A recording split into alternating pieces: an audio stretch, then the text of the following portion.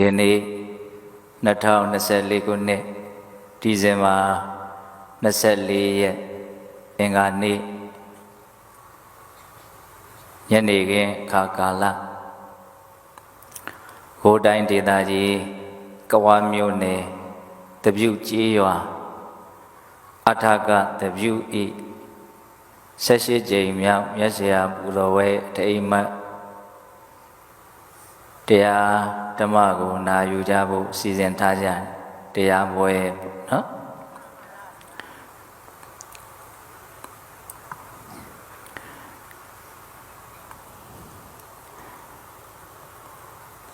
အဲ့တော့မြတ်စွာဘုရားဟောခဲ့တဲ့တရားဒေသနာတွေဆိုတာပြစ္ဆုတ်ပန်ချမ်းသာကြောင်းတန်တရားချမ်းသာကြောင်းအထောထိတ်နေနဲ့ဘဝဒုက္ခတွေငြိမ်းအေးကြောင်းဆိုပြီးတော့အကျဉ်းများဖြင့်မြတ်စွာဘုရားအုံမကိုလိုက်နာမယ်ဆိုလို့ရှိရင်အဲ့ဒီအကျိုးကျေးဇူးရလဒ်၃မျိုးထွက်မယ်ပေါ့နော်ပြစ္ဆုတ်ပန်ချမ်းသာကြောင်းတန်တရားချမ်းသာကြောင်းဘဝဒုက္ခတွေငြိမ်းအေးသွားခြင်းရဲ့အကြောင်း၃မျိုးပြောလိုက်တယ်နော်ကိုဘုံဘုံတို့လောလောဆယ်နေနေရတဲ့အခိုက်အတန့်လေးမှာလည်းပဲချမ်းသာဖို့အစဉ်ပြေဖို့လိုအပ်ပါတယ်လောလောဆယ်နေနေရတုန်းလေးမှာချမ်းသာရုံမျှနဲ့ပြီးပြီလားပြည့်စုံပြီလားဆိုတော့မပြည့်စုံသေးဘူးဘာလို့ဆိုကျွတ်တို့ရဲ့ဘဝလေးကအကြောင်းကုန်တာနဲ့တေချာပေါက်ပျက်စီးမှုဖြစ်ပြီးတော့ရက်သွားမယ်နော်အဲ့လိုဆိုရင်ကောင်းမယ်ဆိုမယ်ဆိုတာတေချာချာမသိနိုင်တဲ့ဘဝတစ်ခုဘုံဘုံတို့တေချာပေါက်အစပြုရမယ်အဲ့ဒါလိုဘဝတစ်ခုထပ်ပြီးတော့ရမယ်ဆိုရင်လည်းပဲကောင်းတဲ့ဘဝလေးရဖို့အရေးမကြီးဘူးလားတော့ဒီဘဝချမ်းသာဖို့တယ်မပြီးသေးဘူးဒီဘဝဆိုတာကဘာမှကြာတော့တာမဟုတ်တချို့လူတွေအတွက်ဒီဘဝကနောက်တစ်နှစ်ဖြစ်ခြင်းလည်းဖြစ်မယ်တချို့ဆိုရင်မပြောအောင်မဆိုအောင်တစ်လဖြစ်ခြင်းလည်းဖြစ်နိုင်တယ်နော်ဒီဘဝဆိုတာလေးကတကယ်ကဘာမှမသေးကြတဲ့ကာလအပိုင်းခြားလေးတန်တရားဆိုတာကြတော့သေချာပေါက်ကိုဘုံဘုံတို့တွေ့ရကြုံရမယ့်အနေအထားကြီးတစ်ခုဘဝကဒုက္ခသစ္စာသဘောတကယ်ကတော့ဘဝဆိုတာမကောင်းတဲ့သဘာဝတွေရဲ့ဖြစ်စဉ်သဘောဆိုကျွတ်တို့ကနားမလဲကြသေးတဲ့အတွက်ကြောင့်အဲ့ဒီမကောင်းတဲ့သဘာဝတို့ရဲ့ဖြစ်စဉ်ကြီးရဲ့အပေါ်မှာပဲကျွတ်တို့ကမမောနေတာတွေ့တာနေဘဝရဲ့ဒုက္ခသစ္စာသဘောအမှန်ကိုမသိတဲ့အတွက်ကြောင့်ဘဝရဲ့ပုံမှာမမောနေတာအဲ့ဒါကိုဘဝတဏှာလို့ခေါ်နော်အဲ့ဒီဘဝတဏှာရှိနေတဲ့အတွက်ကြောင့်ဘုန်းတို့သိပြီဆိုတာနဲ့ဘဝတစ်ခုဟာသေချာပေါက်ထပ်ပြီးတော့ဖြစ်ရလိမ့်အဲ့လိုဖြစ်ပြီဆိုလို့ရှိရင်လည်းပဲကောင်းတဲ့ဘဝကိုဖြစ်မှာလားဆိုးတဲ့ဘဝမှာသွားဖြစ်မှာလားဆိုတာကတော့ကိုထားခဲ့တဲ့စိတ်စေတနာတွေနဲ့တေဂာနီအခါကာလမှာဖြစ်ပေါ်မဲ့စိတ်စေတနာတွေရဲ့အနေအထားပေါ်မှာမူတည်ပြီးတော့အကောင်အဆိုးကွဲပြားသွားနိုင်တယ်ပေါ့အဲ့ဒါလိုဘဝတန်တရားရေးကလည်းပဲဉာဏ်ရှိတဲ့ပုဂ္ဂိုလ်တွေအတွက်မဖြစ်မနေထည့်သွင်းစဉ်းစားရမယ့်အချက်ကြီးတစ်ခုဆိုတာမထင်ရှားဘူးလားဒါကြောင့်ပြစ္ဆုတ်ပံမှာလည်းပဲနေတုန်းမှာလည်းပဲအစဉ်ပြေဖို့ချမ်းသာဖို့လိုအပ်တယ်ဘဝတန်တရားတစ်လျှောက်လည်းပဲအစဉ်ပြေဖို့ချမ်းသာဖို့လိုအပ်တယ်ဒါနဲ့ပြည့်စုံပြီလားလို့မေးရင်မပြည့်စုံသေးဘူးဘာဖြစ်လို့ဆိုတော့တဘဝပြီးတဘဝဆက်ဖြစ်ပြီးတော့နေရတဲ့ဒီအနေအထားကြီးဟာတကယ်ကောင်းမွန်တဲ့အခြေအနေတစ်ခုမဟုတ်ဘူးမြတ်စွာဘုရားရဲ့အမြင်ကတော့နောက်ထပ်ဘဝတွေထပ်ပြီးတော့ရအောင်ဘဝရကြောင်းအလုပ်တွေကိုလုပ်ပြီးတော့ဘဝတွေကိုထပ်ပြီးတော့ရစီတဲ့ပုဂ္ဂိုလ်ဟာလူမိုက်ပဲလို့အဲ့လိုတောင်ပြောတာဒီနေရာမှာလူမိုက်ဆိုတာကတော့အဆင့်အမျိုးမျိုးရှိတာပေါ့ဗျာတောက်စားမူယူပြီးတော့တခါတည်းပြစ္ဆုတ်ပံမာရင်ကိုပဲဘယ်လို့မှကောင်းကျိုးမဖြစ်ထွန်းစေတဲ့ပုဂ္ဂိုလ်မျိုးကတော့အလွန်မှကြမ်းတမ်းတဲ့လူမိုက်နော်ဒါပေမဲ့နူးနူးညံ့ညံ့တိမ်တိမ်မွေ့ လူမိုက်ရဲ့အတိတ်ပဲကိုဘုံဘုံတို့နဲ့နဲ့ဆိုင်ဆိုင်နားလည်ဖို့ဆိုလို့ရှိရင်နောက်ထပ်ဘဝတစ်ခုထပ်ပြီးတော့ဖြစ်ဖို့အတွက်ဘဝဖြစ်ကြောင်းအလုပ်ကိုလုံးမယ်ဆိုရင်ဒီလိုဟာလည်းဗါလဲတော့လူမိုက်ဘာလို့ဆိုဘဝဆိုတာဆင်းရဲတဲ့သဘာဝအဲ့ဒီဆင်းရဲတဲ့သဘာဝကြီးကိုထပ်ပြီးတော့ဖြစ်အောင်လုပ်တာ तू မသိရရောက်တယ်မိုက်မဲရရောက်တယ်ဒါကြောင့်သူ့ကိုလူမိုက်လို့ပြောတယ်ဒါကြောင့်ကျွတ်တို့ကမြတ်စွာဘုရားရဲ့အဆုံးအမကောင်းတွေနဲ့တွေ့တဲ့အခါကာလမှာပြစ္ဆုတ်ပံချမ်းသာယုံအစဉ်ပြေယုံမျှနဲ့လည်းမပြည့်စုံသေးဘူးတန်တရားမှာအစဉ်ပြေယုံချမ်းသာယုံမျှနဲ့လည်းပဲမပြည့်စုံသေးဘူးဒီဘဝဒုက္ခမီးတွေငြိမ်းသွားမှသာလေပြည့်စုံဘဝဒုက္ခမီးတွေငြိမ်းသွားဖို့လိုသေးတယ်သုံးချက်ဘုံဘုံပြောတာနော်ဒါမြတ်စွာဘုရားရဲ့အဆုံးအမတွေဟာအဲ့ဒီလိုအပ်ချက်ကြီးသုံးချက်ဒီနေ့အပြင်ဘုံဘုံတို့မြုံမှန်းပြီးတော့ကြိုးပမ်းဆောင်ရွက်တဲ့နဲ့နော်အလုတ်ကြီးသုံးမျိုးကိုကောင်းကောင်းမွန်မွန်ချောချောမွေ့မွေ့လုံနိုင်ဖို့အတွက်မြတ်စွာဘုရားသင်ပေးတာပြစ္ဆုတ်ပံလည်းပဲချမ်းသာကြောင်းတန်တရားလည်းချမ်းသာကြောင်းဘဝဒုက္ခတွေလည်းငြိမ်းအေးကြောင်းဒီလိုလေးဘုံဘုံတရားဏိဒံစလိုက်တယ်နော်အဲ့ဒါဒီနေ့ဘုံဘုံဟာတရားဓမ္မတွေကိုဘလို့တရားလေးများဟောရပါမယ်လို့စိတ်ထဲမှာဒီလာရင်နဲ့ပဲတွေးပါမယ်အဲ့တော့တရားကောင်းစဉ်လေးစိတ်ထဲမှာပေါ်လာတယ်အရှင်ပြေဖို့အတွက်မေတ္တာရှိပါငြိမ်းအေးဖို့အတွက်သစ္စာသိပါကိုကောင်းနေပေါ်လာတဲ့တရားကောင်းစဉ်လေးကိုကိုသဘောကျတရားဓမ္မတွေတရားနာတဲ့လူတွေတရားတွေအကုန်လုံးမမှတ်မိအောင်တောင်တရားကောင်းစဉ်လေးမှတ်မိမယ်ဆိုရင်တောင်တော်တော်ကောင်းမှာလို့ကိုတွေးပြီးတော့လဲပြုံးမိအစဉ်ပြေဖို့အတွက်မေတ္တာရှိပါငြိမ်းအေးဖို့အတွက်သစ္စာသိပါတရားပဲပြီးလို့ရှင်ပြန်မေးမယ်နော်အစဉ်ပြေဖို့အတွက်မေတ္တာရှိပါငြိမ်းအေးဖို့အတွက်သစ္စာသိပါတော့အစဉ်ပြေဖို့အတွက်မေတ္တာရှိပါဆိုတာလေးကိုစပြီးတော့ဘုံဘုံတို့ပြောကြည့်ရနော်မိနစ်20လောက်ပြောအောင်နော်အစဉ်ပြေဖို့အတွက်မေတ္တာရှိပါတဲ့ဘဝခရီးဆိုတာတကယ်တမ်းဉာဏ်နဲ့စီစစ်ကြည့်မယ်ဆိုလို့ရှိရင်ကြမ်းတမ်းပါတယ်ဘုန်းတို့လူဘဝကြီးမွေးတာနဲ့သေတာရဲ့ကြားထဲမှာစိတ်ဆင်းရဲတရားတွေပူလောင်စရာတွေအများကြီးကိုဘုန်းတို့တွေကတွေ့ရတယ်ကြုံရတယ်ဇာတိပိစ္ဆရာဇရာမရဏတောကပိတေဝဒုက္ခဒေါမနတုပါယတာတံဘဝန္တိညာတိုင်းပရိစ္ဆေသမုပ္ပါဒေသနာကိုတချို့ရွတ်ဖတ်ပူဇော်နေကြတာရှိလူရလို့ဖြစ်လာလို့ရှိရင်ဒီဖြစ်လာတဲ့သဘာဝဟာတဖြည်းဖြည်းနဲ့အိုဟောင်းလာတဲ့သဘောနာကျင်ခက်ခတ်မှုကိုဖြစ်ပေါ်စေပြီးတော့ဒီလိုပဲပျက်စီးသွားရတဲ့သဘောဒါတွေဟာတေချာပေါက်မလွဲမသွေဖြစ်ကိုဖြစ်လာမဲ့တရားတွေသဘာဝတွေနော်အဲ့ဒါလိုမွေးတာနဲ့သေတာရဲ့ကြားထဲမှာဒါတွေရင်ဖြစ်တာလားဆိုတော့မဟုတ်ဘူးတောကပရိဒေဝဒုက္ခဒေါမနတုပါယတာတံဘွန်တိစိုးရိမ်စရာတွေနဲ့တွေ့ပြီးတော့စိုးရင်ရတာငိုစရာတွေနဲ့တွေ့ပြီးတော့ငိုရတာကိုယ်ဆင်းရဲစရာတွေနဲ့တွေ့ပြီးတော့ကိုယ်ဆင်းရဲရတာစိတ်ဆင်းရဲစရာတွေနဲ့တွေ့ပြီးတော့စိတ်ဆင်းရဲရတာအခက်မသိလို့ရှိရင်အလွန်မှကြမ်းတမ်းတဲ့လောကဓာတ်ကြီးတွေတွေ့ပြီးတော့နော်အလွန်မှပင်ပန်းရတဲ့ဥပါယတဆိုတဲ့တရားမျိုးကိုတော့ဘုံဘုံတို့တွေဟာတွေ့ရတယ်ကြုံရတယ်ဒါလူရလို့ဖြစ်လာတဲ့အတွက်ကြောင့်နောက်ဆက်တွဲဘုံဘုံတို့မဖြစ်မနေတွေ့ကြုံရမယ်ရလက်ဆိုးတွေပေါ့နော်ဒါကြောင့်ဘဝခရီးဟာတာယာချောမွေ့နေတာမဟုတ်ဘူးတကယ်ကဟောရင်အစင်မပြေမှုကြားထဲမှာဘုံဘုံတို့ဟာသွားနေတာပဲအစင်မပြေမှုကြားထဲမှာသွားနေတာအဲ့ဒါအစင်ပြေဖို့အတွက်ဘုံဘုံတို့တွေဟာဘယ်တရားလေးကိုအားကိုးပြီးတော့ဘဝခရီးကိုသွားလာသင့်တယ်လေလို့အနှစ်ချုပ်ပြီးတော့ဝေဖန်မယ်ဆိုလို့ရှိရင်ကိုယ့်ရဲ့စိတ်နှလုံးမှာမေတ္တာတရားကင်းဝတ်စေပြီးတော့ဘဝခရီးကိုသွားမယ်ဆိုလို့ရှိရင်အများကြီးအဆင်ပြေနိုင်တယ်ပေါ့နော်စိတ်နှလုံးထဲမှာမေတ္တာဓာတ်တွေကင်းဝတ်စေပြီးတော့ဘဝခရီးကိုသွားမယ်ဆိုရင်အများကြီးအဆင်ပြေနိုင်တယ်အဲ့တော့မေတ္တာဆိုတာဘာတော့ဉာဏ်ဉာဏ်ဖြင့်တော့ပေးတဲ့လို့လည်းနားလည်ကြပြီးသားပါ မေတ္တာဆိုတာတတ္တဝါအားလုံးရဲ့ပုံမှာ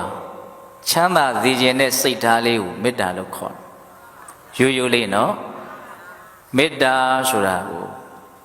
ချစ်ခြင်းလို့ဘာသာပြန်တာကနည်းနည်းရောထွေးမှုရှိတယ်လိုရင်းအိဗယ်ထိမရောက်ဘူးတော့မေတ္တာဆိုတာတကယ်တမ်းကတတ္တဝါတွေကိုချမ်းသာစေခြင်းတာတော့တတ္တဝါတွေချမ်းသာစေခြင်းနဲ့တတ္တဝါတွေချမ်းသာဖို့ဆိုလို့ရှိရင်တစ်ချက်ဘေးရန်ကင်းမှသာချမ်းသာဒါကြောင့်ဘေးရန်ကင်းကြပါစေလို့စိတ်ညွှတ်ရတယ်နှစ်ချက်ကျမ်းမာရေးကောင်းမှတတ္တဝါတွေချမ်းသာမယ်ကျမ်းမာရေးဖောက်ပြန်ရင်မချမ်းသာဘူးဒါကြောင့်ကျမ်းမာရေးလည်းကောင်းကြပါစေလို့လုပ်ရတယ်သုံးဝချက်တတ္တဝါတွေစိတ်သောကရောက်စရာတွေကြုံပြီးတော့စိတ်ဒုက္ခတွေဖြစ်နေရင်လည်းချမ်းသာမလားမချမ်းသာဒါကြောင့်စိတ်ဆင်းရဲခြင်းလည်းကင်းကြပါစေလို့လုပ်ရတယ်အကျဉ်းများဖြင့်မေတ္တာရဲ့သဘာဝလေး၃မျိုးပြမနဲ့လူတတ္တဝါဟူသည်မြတို့သည်ဘေးရန်ကင်းကွာကိုယ်စိတ်နှပြကျမ်းမာချမ်းသာကြပါစေဒီလောက်ဆိုလို့ရှိရင်တော်တော်လုံလောက်သွားပြီဒီဆိုရိုးလေးကိုအရကျက်ပြီးတော့စိတ်ပါသည်ဖြစ်သည်မပါသည်ဖြစ်စေထက်ကရွတ်ဆိုပြီးတော့ဒီကောင်းမြတ်တဲ့အလေးကျင့်လေးကိုလေ့ကျင့်ကြည့်လိုက်ကိုယ့်ရဲ့စိတ်နှလုံးထဲမှာမေတ္တာဓာတ်တွေဖြစ်ပေါ်လာတာကိုတဖြည်းဖြည်းနဲ့တွေ့နိုင်တယ်ပေါ့ပြမနဲ့လူတတ္တဝါဟူသည်မြတို့သည်ဟောအပေါ်ကနေဆင့်လာနော်ပြမနဲ့လူတတ္တဝါဟူသည်မြတို့သည်ဆိုတာအပေပုံသားတွေကိုရည်ညွှန်းတာနော်ပြမနဲ့လူတတ္တဝါဟူသည်မြတို့သည်ဘေးရန်ကင်းကွာကိုယ်စိတ်နှပြကျမ်းမာချမ်းသာကြပါစေအလုံးမငြိမ်အေးတဲ့အည်အသွေးမြင့်တဲ့စိတ်ထားလို့ဆိုရမယ်ဒီမေတ္တာဓာတ်မေတ္တာတရားဆိုတာတတ္တဝါတွေရဲ့အပေါ်မှာအလွန်အဆင့်မြင့်တဲ့ကိုယ့်ရဲ့တုံ့ပြန်မှုတစ်မျိုးလို့ဘုံဘွားတော့အဲ့လိုလေးမြင်မိဘုံတို့အသက်ရှင်တဲ့နေထိုင်စဉ်အတွင်းမှာကိုယ်ဝန်းကျင်မှာအထူးသဖြင့်လူသားတွေရှိတယ်နော်ဒီအာယုန်တွေကိုဘုံတို့ဘလို့မှရှောင်ကွင်းလို့မရအဲ့တော့ဒီအာယုန်ဒီဝန်းကျင်တွေတွေ့လာတဲ့အခါမှာဘုံတို့ရဲ့စိတ်ကများသောအားဖြင့်ဒီလူသားတွေရဲ့ပုံမှာအထူးသဖြင့်ပေါ့နော်လူသားတွေရဲ့ပုံမှာဘလို့စိတ်နဲ့ပဲတုံ့ပြန်မှုများလဲဆိုရင်အလိုမကျတဲ့စိတ်နဲ့ပဲတုံ့ပြန်ကြတာများ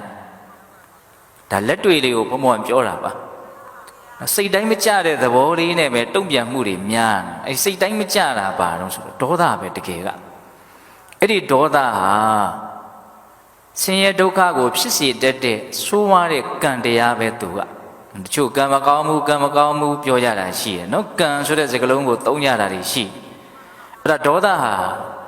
ဆင်းရဲတဲ့အကျိုးရလဒ်ကိုပေါက်ဖွားစေတတ်တဲ့မျိုးစိအကြောင်းတရားသူရဲ့ဆန့်ကျင်ဘက်မေတ္တာတရားကတော့အလွန်ကောင်းမွန်တဲ့အကျိုးရလဒ်တွေကိုဖြစ်ပေါ်စေတတ်တဲ့အကြောင်းတရားဒါကြောင့်တတ္တဝါတွေရဲ့အပေါ်မှာအလိုမကျမှုနဲ့တုံ့ပြန်နေတတ်တဲ့အလေးကျင့်ဇိုးရဲ့နေရာမှာချမ်းသာစေခြင်းနဲ့ဆိုတဲ့အလွန်မွန်မြတ်တဲ့တုံ့ပြန်မှုလေးနဲ့ဘုံဘုံတို့ဘာလို့နိုင်ဖို့လို့တော့အစားထိုးနိုင်ဖို့လို့ကိုယ်စိတ်ကလေးကိုကိုအမိဖမ်းကြည့်နော်တွေ့ကြုံနေရတဲ့အထူးသဖြင့်လူသားတွေရဲ့အပေါ်မှာဒီအာယုန်တွေရဲ့အပေါ်မှာကိုဟာဘလို့စိတ်နဲ့တုံ့ပြန်နေတတ်တယ်လဲဆိုရင်များသောအားဖြင့်ဘလို့စိတ်နဲ့တုံ့ပြန်တာတော့စိတ်တိုင်းမကြမှုနဲ့ပဲတုံ့ပြန်ကြတာဟုတ်တယ်မဟုတ်လားအဲ့ဒီအခြေအနေရဲ့နေရာမှာဘုံဘုံတို့တွေကမေတ္တာတရားနဲ့အစားထိုးဖို့လိုအပ်တယ်ပေါ့အဲ့ဒီမေတ္တာလေးနဲ့နေမယ်ဆိုလို့ရှိရင်ဒါတရားကောင်းစဉ်လေးကိုမမေ့နဲ့ဟုတ်လားအစဉ်ပြေဖို့အတွက်မေတ္တာရှိပါအဲ့ဒီမေတ္တာကိုယ်တဏ္ဍာမှာဖြစ်အောင်ကြိုးစားမယ်ဆိုရင်ဘလို့အကျိုးရလဒ်တွေကိုဖြစ်ပေါ်စေတယ်လေဒါကျုပ်တို့တာမန်ဉာဏ်နဲ့ပြည့်စုံအောင်မမြင်နိုင်ဘူးမေတ္တာတရားရဲ့ကောင်းကျိုးချမ်းသာကိုဖြစ်စေနိုင်တဲ့စွန့်ရည်တတ္တိတွေကိုဘုရားကလွယ်လို့ဘယ်သူမှအကုန်မမြင်နိုင်ဘူးအဲ့ဒီတိုင်းလဲမြတ်စွာဘုရားဟောတာတယ်မြတ်စွာဘုရားတော့အများကြီးမြင်တော်မူတယ်အဲ့ဒီမြင်တော်မူခဲ့တာတည်းကလိုရင်းလေးချုပ်ပြီးတော့မြတ်စွာဘုရားဟောတာတယ်အင်္ဂုတ္တပါဠိတော်ဧကတတနိဗ္ဗာန်မှာတွေ့ရတယ်အဲ့ဒီမြတ်စွာဘုရားရဲ့ဟောပြောချက်တွေကိုလည်းဟောဒီပေသက်တွေရဲ့နှုတ်ဖြားထဲမှာရှိနေပြီးသား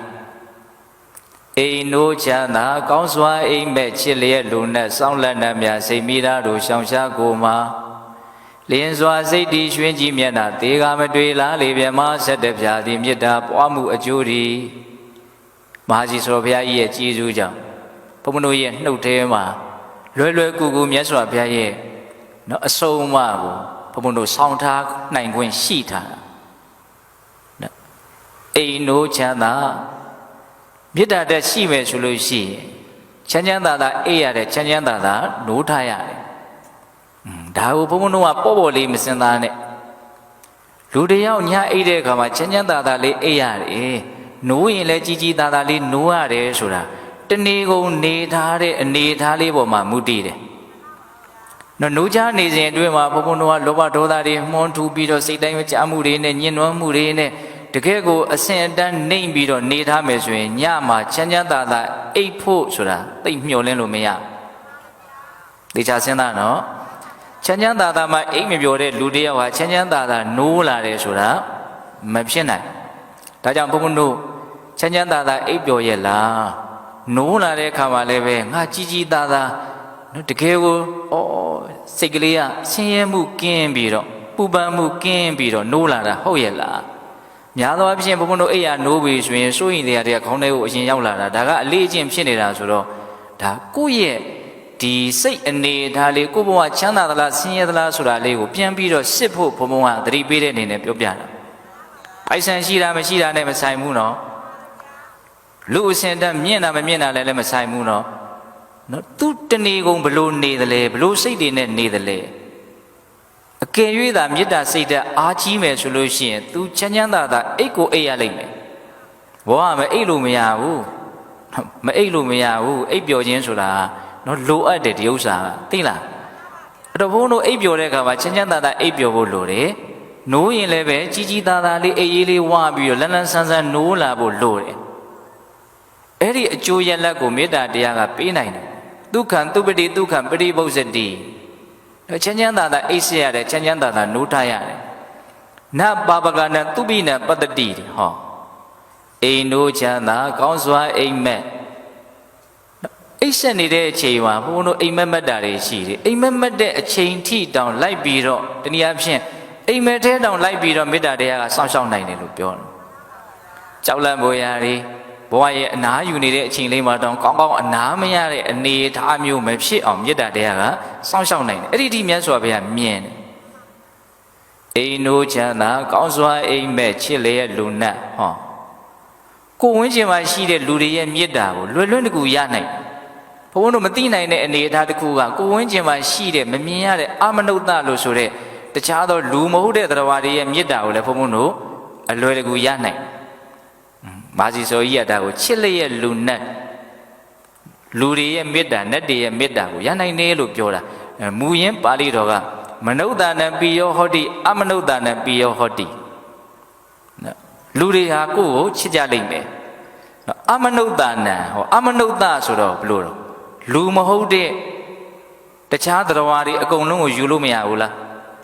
ရနော်ဆိုကြီးကတော့ကာယံကိုက်အောင်တနည်းအားဖြင့်အဓိကကြတဲ့နတ်တွေကိုပဲထည့်ပြီးတော့ရေးလိုက်တာနော်ချစ်လျက်လူနတ်တကယ်က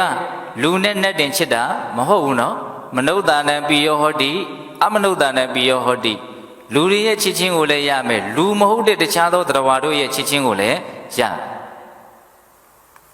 လူတွေဆိုတာကကိုယ့်ကိုသူများချစ်တယ်လို့သိရတာကိုယ့်ကိုသူများချမ်းသာစေခြင်းနဲ့စိတ်တွေရှိနေတယ်ကိုယ့်ပေါ်မှာကောင်းမွန်တဲ့စိတ်ထားတွေရှိနေတယ်လို့သိရတာအလွန်ရတာရှိကိုယ်မုန်းနေတယ်လို့များသိရမယ်ဆိုရင်ဘယ်လိုနေမလဲတော်တော်ဆင်းရဲတယ်နော်ဒီကိစ္စအဲ့တော့သူများရဲ့အမုန်းဆိုတာကိုယ့်ကိုအများကြီးဆင်းရဲစေတယ်စัจ jin ပဲအနေနဲ့သူများရဲ့မေတ္တာကိုယ့်ကိုအများကြီးချမ်းသာစေတယ်အဲ့လိုသူများရဲ့မေတ္တာကိုယ့်စီကိုတက်ရောက်ခြင်းတဲ့ဆိုရင်ကိုယ့်ရဲ့မေတ္တာဟာသူများရဲ့ပုံမှာအရင်တက်ရောက်အောင်ကိုဟာကြိုးပမ်းအထောက်ရမယ်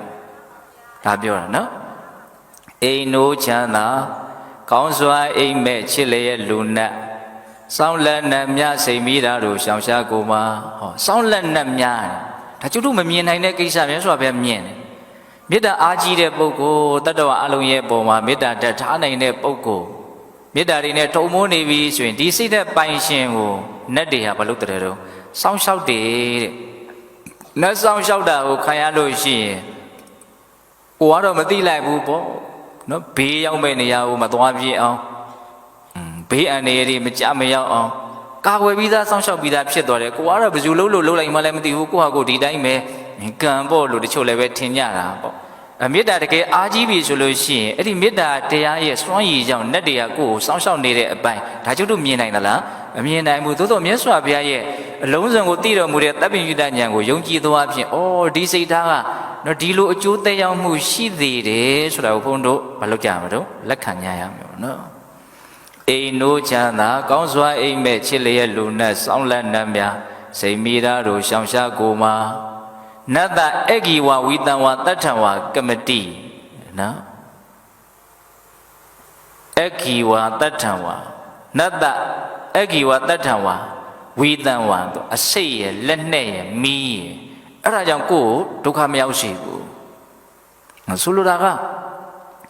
ကိုဘဝရဲ့ကာကွယ်ရေးတာဝန်ကိုမေတ္တာတရားအပြည့်အဝယူထားနိုင်တယ်လို့ပြောတာ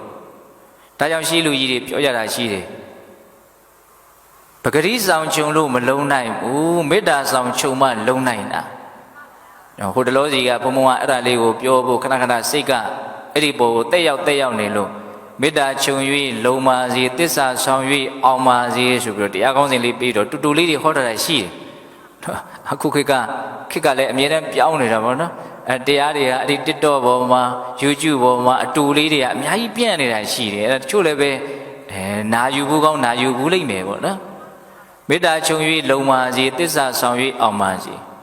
မေတ္တာတရားလက်ကင်ထားပြီးတော့ကိုယ့်ဘဝကိုလုံခြုံငြိမ်အေးလေးနေနိုင်ပါစေသစ္စာဆောင်၍အောင်ပါစေဆိုတာက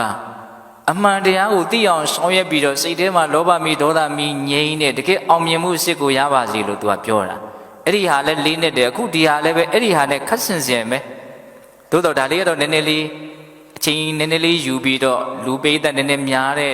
အနေအထားလေးကိုဟောမှဖြစ်တဲ့အတွက်ကြောင့်ဘုံဘုံကနည်းနည်းလေးအသေးစိတ်ပြီးတော့ပြောတာပေါ့နော်အစဉ်ပြေဖို့အတွက်မေတ္တာရှိပါငြိမ်းအေးဖို့အတွက်သစ္စာသိပါအခုအစဉ်ပြေဖို့အတွက်ဘုံတို့အစဉ်ပြေခြင်းကြပါတယ်လူတိုင်းကအစဉ်ပြေခြင်းတယ်ဆိုလို့ရှိရင်ဘုံတို့ကံကောင်းဖို့လိုတယ်အဲ့ဒီကံကောင်းအောင်ကြိုးစားတဲ့နေရာမှာမေတ္တာတရားဟာဆွမ်းအားကြီးဆုံးပဲ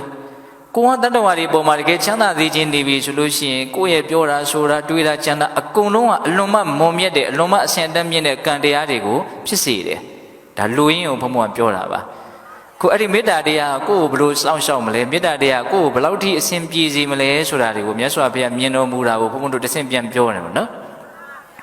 အိမ်နိုးချမ်းသာကောင်းစွာအိမ်မဲ့ချစ်လျက်လူနဲ့စောင်းလက်နဲ့များစိတ်မိသားတို့ရှောင်ရှားကိုမှာလျင်စွာစိတ်တည်တဲ့ဟောတုဒ္ဒံစိတ်တံတမာရိယတိနော်မေတ္တာဓာတ်ကိုကိုယ်တတ္တမှာများလာအောင်လေ့ကျင့်မယ်ဆိုရင်အဲ့ဒီပုဂ္ဂိုလ်ရဲ့စိတ်ဟာမြန်မြန်ဆန်းဆန်းငြိမ်ကျသွားတယ်တခြားသောကမ္မထံတရားတွေမှာဒီလိုဟောတာကိုဘုံဘုံတို့သိပြီးတော့မတွေ့ရဘူးဒီမေတ္တာတရားမှာတော့မြတ်စွာဘုရားအဲ့လိုဟောတာတယ်ကျတို့စိတ်တည်ငြိမ်မှုကိုလွယ်လွယ်တကူရနိုင်တယ်ပေါ့စိတ်တည်ငြိမ်လို့ရှိရင်ဘုံဘုံတို့နဲ့ဆိုင်တဲ့အကျိုးရလဒ်ကိုဘာလို့မျှော်လင့်တဲ့လဲဆိုလို့ရှိရင်တမာရီတော်ဘိက္ခွေဘိက္ခုယထာဘုဒ္ဓမဇာနာတိတည်ငြိမ်တဲ့စိတ်ရှိတဲ့ပုဂ္ဂိုလ်ဟာဟုတ်သည့်တိုင်မှန်သည့်တိုင်သိလိမ့်မယ်မြင်လိမ့်မယ်ဟုတ်သည့်တိုင်မှန်သည့်တိုင်သိတယ်ဆိုတာဘာပြောတာလဲဆိုတော့ဘဝဆင်းရဲခြင်းပဲလို့တကယ်သိသွားတာနောက်ပိုင်းပြောမဲ့သစ္စာဟုတ်လားဘဝရဲ့ပုံမှာဆင်းရဲလို့မသိတဲ့အတွက်ကြောင့်လိုချင်မိတဲ့မမောမိတဲ့တွေ့တာမိတဲ့လောဘသည်ဆင်းရဲဖြစ်ခြင်းရဲ့အကြောင်းတရားပဲဆိုတဲ့အချက်ကိုလည်းပဲမှန်ဟုတ်သည့်တိုင်မှန်သည့်တိုင်သိသွားမယ်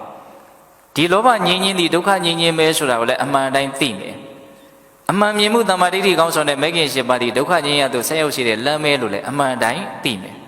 သစ္စာ၄ပါးကိုသိပြီဟေ့ဆိုလို့ရှိရင်အကုန်လုံးမီးတွေကငြိမ်းသွားမယ်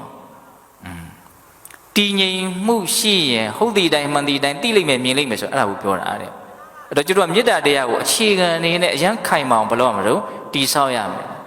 တုဒ္ဒံစိတ်တံတမာရိယတိအဲ့တော့ဘုန်းဘုန်းတို့ရိုးရိုးလေးစဉ်းစားကြည့်ပါလေဘုန်းဘုန်းတို့ရဲ့စိတ်တွေဟာအများစုဘာနဲ့လှုပ်ခတ်တာလဲလို့မေးရင်အလိုမကျမှုနဲ့ပဲလှုပ်ခတ်တယ်ဒေါသဖြစ်ရင်စိတ်တုန်လှုပ်တယ်ဆိုတာအလွန်မှထင်ရှားတယ်ဒေါသတကယ်ကြီးလာပြီဆိုရင်စိတ်ရဲ့မှီရာဒီရုပ်ကိုယ်ကြီးပါအငြိမ်နေလို့ရသေးလားမရတော့ရမ်းလှုပ်ရှားနေဟုတ်လား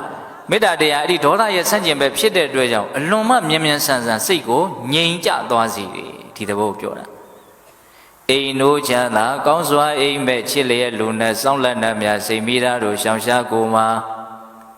လျင်စွာစိတ်တည်ရွှင်ကြည်မျက်နာဟောကိုယ့်ရဲ့မျက်နှာလေးကကြက်သေးရှိတယ်မင်္ဂလာရှိတယ်ကြည်လိုက်ရတဲ့မြင်လိုက်ရတဲ့ပုဂ္ဂိုလ်ရဲ့စိတ်ကိုအလွန်မှကြည်နူးသွားစေတဲ့ရုပ်ရည်မျိုးကိုဖြစ်ပေါ်စေတယ်မေတ္တာတရားမုခဝန္နောဝိပတိရတိဟာမျက်နှာကြည်လင်းနေဟောလှတာအိုတာနဲ့မဆိုင်ဘူး အဲ့တော့မေတ္တာစိတ်ဓာတ်ကအလွန်လှတဲ့အတွက်ကြောင့်မျက်နှာဆိုတာစိတ်ရဲ့တကားပေါက်ပဲတကယ်ကဘုံမောတော့အဲ့လိုလေးခံစားရတယ်ကောင်းတဲ့စိတ်ဖြစ်နေကောင်းတဲ့ပုံလေးပေါက်နေမကောင်းတဲ့စိတ်ဖြစ်နေမကောင်းတဲ့ပုံလေးပေါက်နေတယ်ဘလို့ပေါက်လဲတော့အသေးစိတ်ကိုယ့်ဟာကိုယ်သာစီစစ်ကြည့်ကြပြီလို့ပြောရတာအလွန်နူးညံ့ပါတယ်အဲ့ဒီအချက်တည်းနော်ခုဒီမှာတော့မြတ်စွာဘုရားကမေတ္တာတရားဟာမျက်နှာကိုကြည်လင်စေတဲ့အစွမ်းတတ္တိရှိတယ်မြင်ရတဲ့လူတွေကိုစိတ်ချမ်းသာသွားစေတယ်ဒီထိသွားရမယ်နော်အစဉ်ပြေခြင်းတယ်ဆိုလို့ရှိရင်မေတ္တာရှိဖို့ဆိုတာလေးကိုဘုန်းဘုန်းတို့အကျေချက်ပြောနေတာရိပ်မိမယ်ထင်ပါလေဟုတ်လားအိမ်နိုးချမ်းသာကောင်းစွာအိမ်မဲ့ချစ်လျက်လူနဲ့စောင့်လန့်တတ်မြစိတ်မိသားတို့ရှောင်ရှားကိုမှာလင်းစွာစိတ်တည်ရွှင်ကြည်မျက်နှာသေကမတွေ့တဲ့ဟောကျွတို့ဘဝဒီကုန်းအဆုံးသတ်ရတဲ့အချိန်ဆိုတာအချိန်မွေးရောက်လာနိုင်တယ်အဲ့ဒီအခြေအနေကတန်တရားနဲ့ချီးပြီးတော့ကြည့်မယ်ဆိုလို့ရှိရင်အရေးကြီးဆုံးအခြေအနေပဲသူကဘာဖြစ်လို့လဲဆိုတော့ဘုံဘုံမြင်တာဘုံဘုံတွေးမိတာလေးကိုပြောမယ်သူကအကြီးမားဆုံးအပြောင်းလဲကြီးကိုဖြစ်စေလို့ကိုကျွတ်တို့ဘဝမသေးခင်မှာစီးပွားရေးရပညာရေးရလူမှုရေးရကောင်းတဲ့ဘက်မှာပဲဖြစ်ဖြစ်ဆိုးတဲ့ဘက်မှာပဲဖြစ်ဖြစ်အလွန်ကိုကြီးမားတဲ့အပြောင်းလဲကြီးတွေကြုံဖို့အကြောင်းဖန်လာပြီဆိုရင်အော်ဒါဘဝမှာကြီးမားတဲ့အပြောင်းလဲပဲလူတွေပြောကြတာရှိတကယ်တမ်းကဘဝမှာဘယ်အပြောင်းလဲမှတည်ခြင်းတရားကနေတဆင့်ဖြစ်သွားတဲ့အပြောင်းလဲလောက်မကြီးမားဘူး။ဟောဆိုသေးပြီဆိုရင်ဘလောက်ကြီးကြီးမားမားပြောင်းလဲနိုင်လေ။ပြောသူမကောင်းတဲ့ဘက်မှာဆိုလို့ရှိရင်အိဆန်ဖြစ်သွားတယ်ဆိုကြပါစို့။ဟာဒီလူကိုကောင်ကြီးဒီလိုပုံတရံကြီးကနေပြီးတော့ဒီလိုအကောင်ဖြစ်သွားတယ်။ဘလောက်စိတ်ဝင်စားတဲ့အကောင်လဲဘလောက်ကြီးမားတဲ့အပြောင်းလဲလဲ။ငရဲကြသွားတယ်ဘလောက်ကြီးမားတဲ့အပြောင်းလဲလဲဘလောက်ဆိုးရတဲ့အပြောင်းလဲလဲ။ဆိုးတဲ့ဘက်မှာအဲ့ဒါတဲ့ဆိုးတဲ့အပြောင်းလဲမရှိဘူးအဲ့လိုပဲကောင်းတဲ့ဘက်မှာဆိုလို့ရှိရင်ဘုံဘုံတို့နက်ဖြစ်သွားတယ်ဗြဟ္မာဖြစ်သွားတယ်ဆိုရင်ဒါအရန်အံ့ဩစရာကောင်းတဲ့ဘက်မှာအပြောင်းလဲပဲဒီဘဝပတ်ရှင်တွေဘလောက်ရှိတဲ့အပြောင်းလဲမှာသူ့ကိုလိုက်လို့မမီဘူးဟုတ်တယ်မို့လားစဉ်းစားကြည့်နော်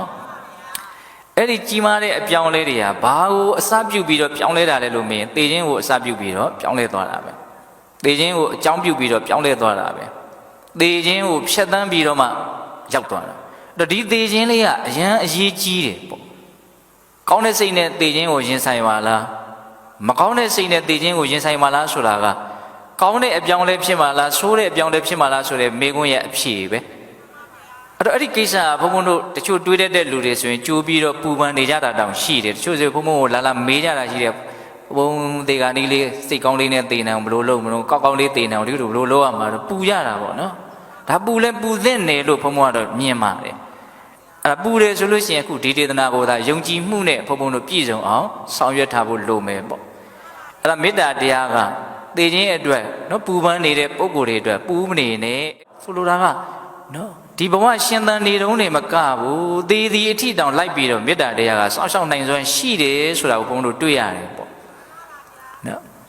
်အိမ်နိုးချမ်းသာကောင်းစွာအိမ်မဲ့ချစ်လျက်လူနဲ့စောင့်လန့်နှံ့မြစိတ်မိသားတို့ရှောင်ရှားကိုမှာလျင်စွာစိတ်တည်ရွှင်ကြည်မျက်နှာသေကမတွေ့လားလေပြမဆက်တဲ့ဗျာဒီမေတ္တာပွားမှုအကျိုးဒီနောက်ဆုံး7ခုမြောက်အကျိုးကဘာလဲတော့လားလေပြမဘုံဘုံတို့ဘဝတွေကိုအနေအမြင်ပိုင်းခြားလိုက်မယ်ဆိုရင်ပြမဆိုတာအဆင့်အမြင့်ဆုံးနေရာမှာရှိတယ်ပေါ့နော်တချို့ဘာသာတရားတွေဆိုရင်အဲ့ဒီပြမကိုပဲပန်းနိုင်ထားပြီးတော့ကျင့်သုံးကြတာတွေတောင်ရှိတယ်ပေါ့အဲ့ဒီပြမပြည်ထိရောက်အောင်ဒီမေတ္တာတရားကပွတ်လွတ်နိုင်ကောင်းတဲ့ဘက်မှာသူ့ရဲ့အရှိန်ဟာဘလောက်ကြီးသလဲဆိုတာကိုဘုန်းဘုန်းတို့မြင်နိုင်တယ်။နော်လူဘဝလောက်တင်ပို့လိုက်မှာမဟုတ်နတ်ဘဝလောက်တင်ပို့လိုက်မှာမဟုတ်အမြင့်ဆုံးဗြဟ္မဘဝထိရောက်အောင်ပို့လိုက်မယ်။ဗြဟ္မာထက်မြင့်တဲ့ဘဝမရှိလို့ရှိရင်ပို့အောင်မယ်ဆိုတဲ့သဘောမျိုး။စဉ်းစားကြည့်နော်။အဲ့တော့ဘာလဲဆိုတော့တသံတရားလုံးလိုက်ပြီးတော့သူစောင့်ရှောက်နိုင်တဲ့အစွမ်းရှိတယ်ဆိုတာကိုမြင်ရတယ်ပေါ့။ဒါကြောင့်ဘုန်းဘုန်းတို့တရားကောင်းစဉ်လေးအဲ့ဒါကိုကြည့်ပြီးတော့ပေးထားတာ။အစဉ်ပြေခြင်းတယ်ဆိုလို့ရှိရင်မေတ္တာတရားလက်ကင်ထားရမယ်အစဉ်ပြေဖို့အတွက်မေတ္တာရှိပါဆိုတာအဲ့ဒါကိုပြောတာနော်မေတ္တာအကြောင်းကိုပြောမယ်ဆိုရင်ကုံနိုင်ဝယ်ရမရှိဘူးနော်တခြားသောဒေသနာတွေနဲ့ညှိနှိုင်းပြီးတော့ဒီအကြောင်းအရာလေးကိုပြည့်စုံအောင်ကိုယ့်ကိုကြိုးစားကြဟုတ်လာ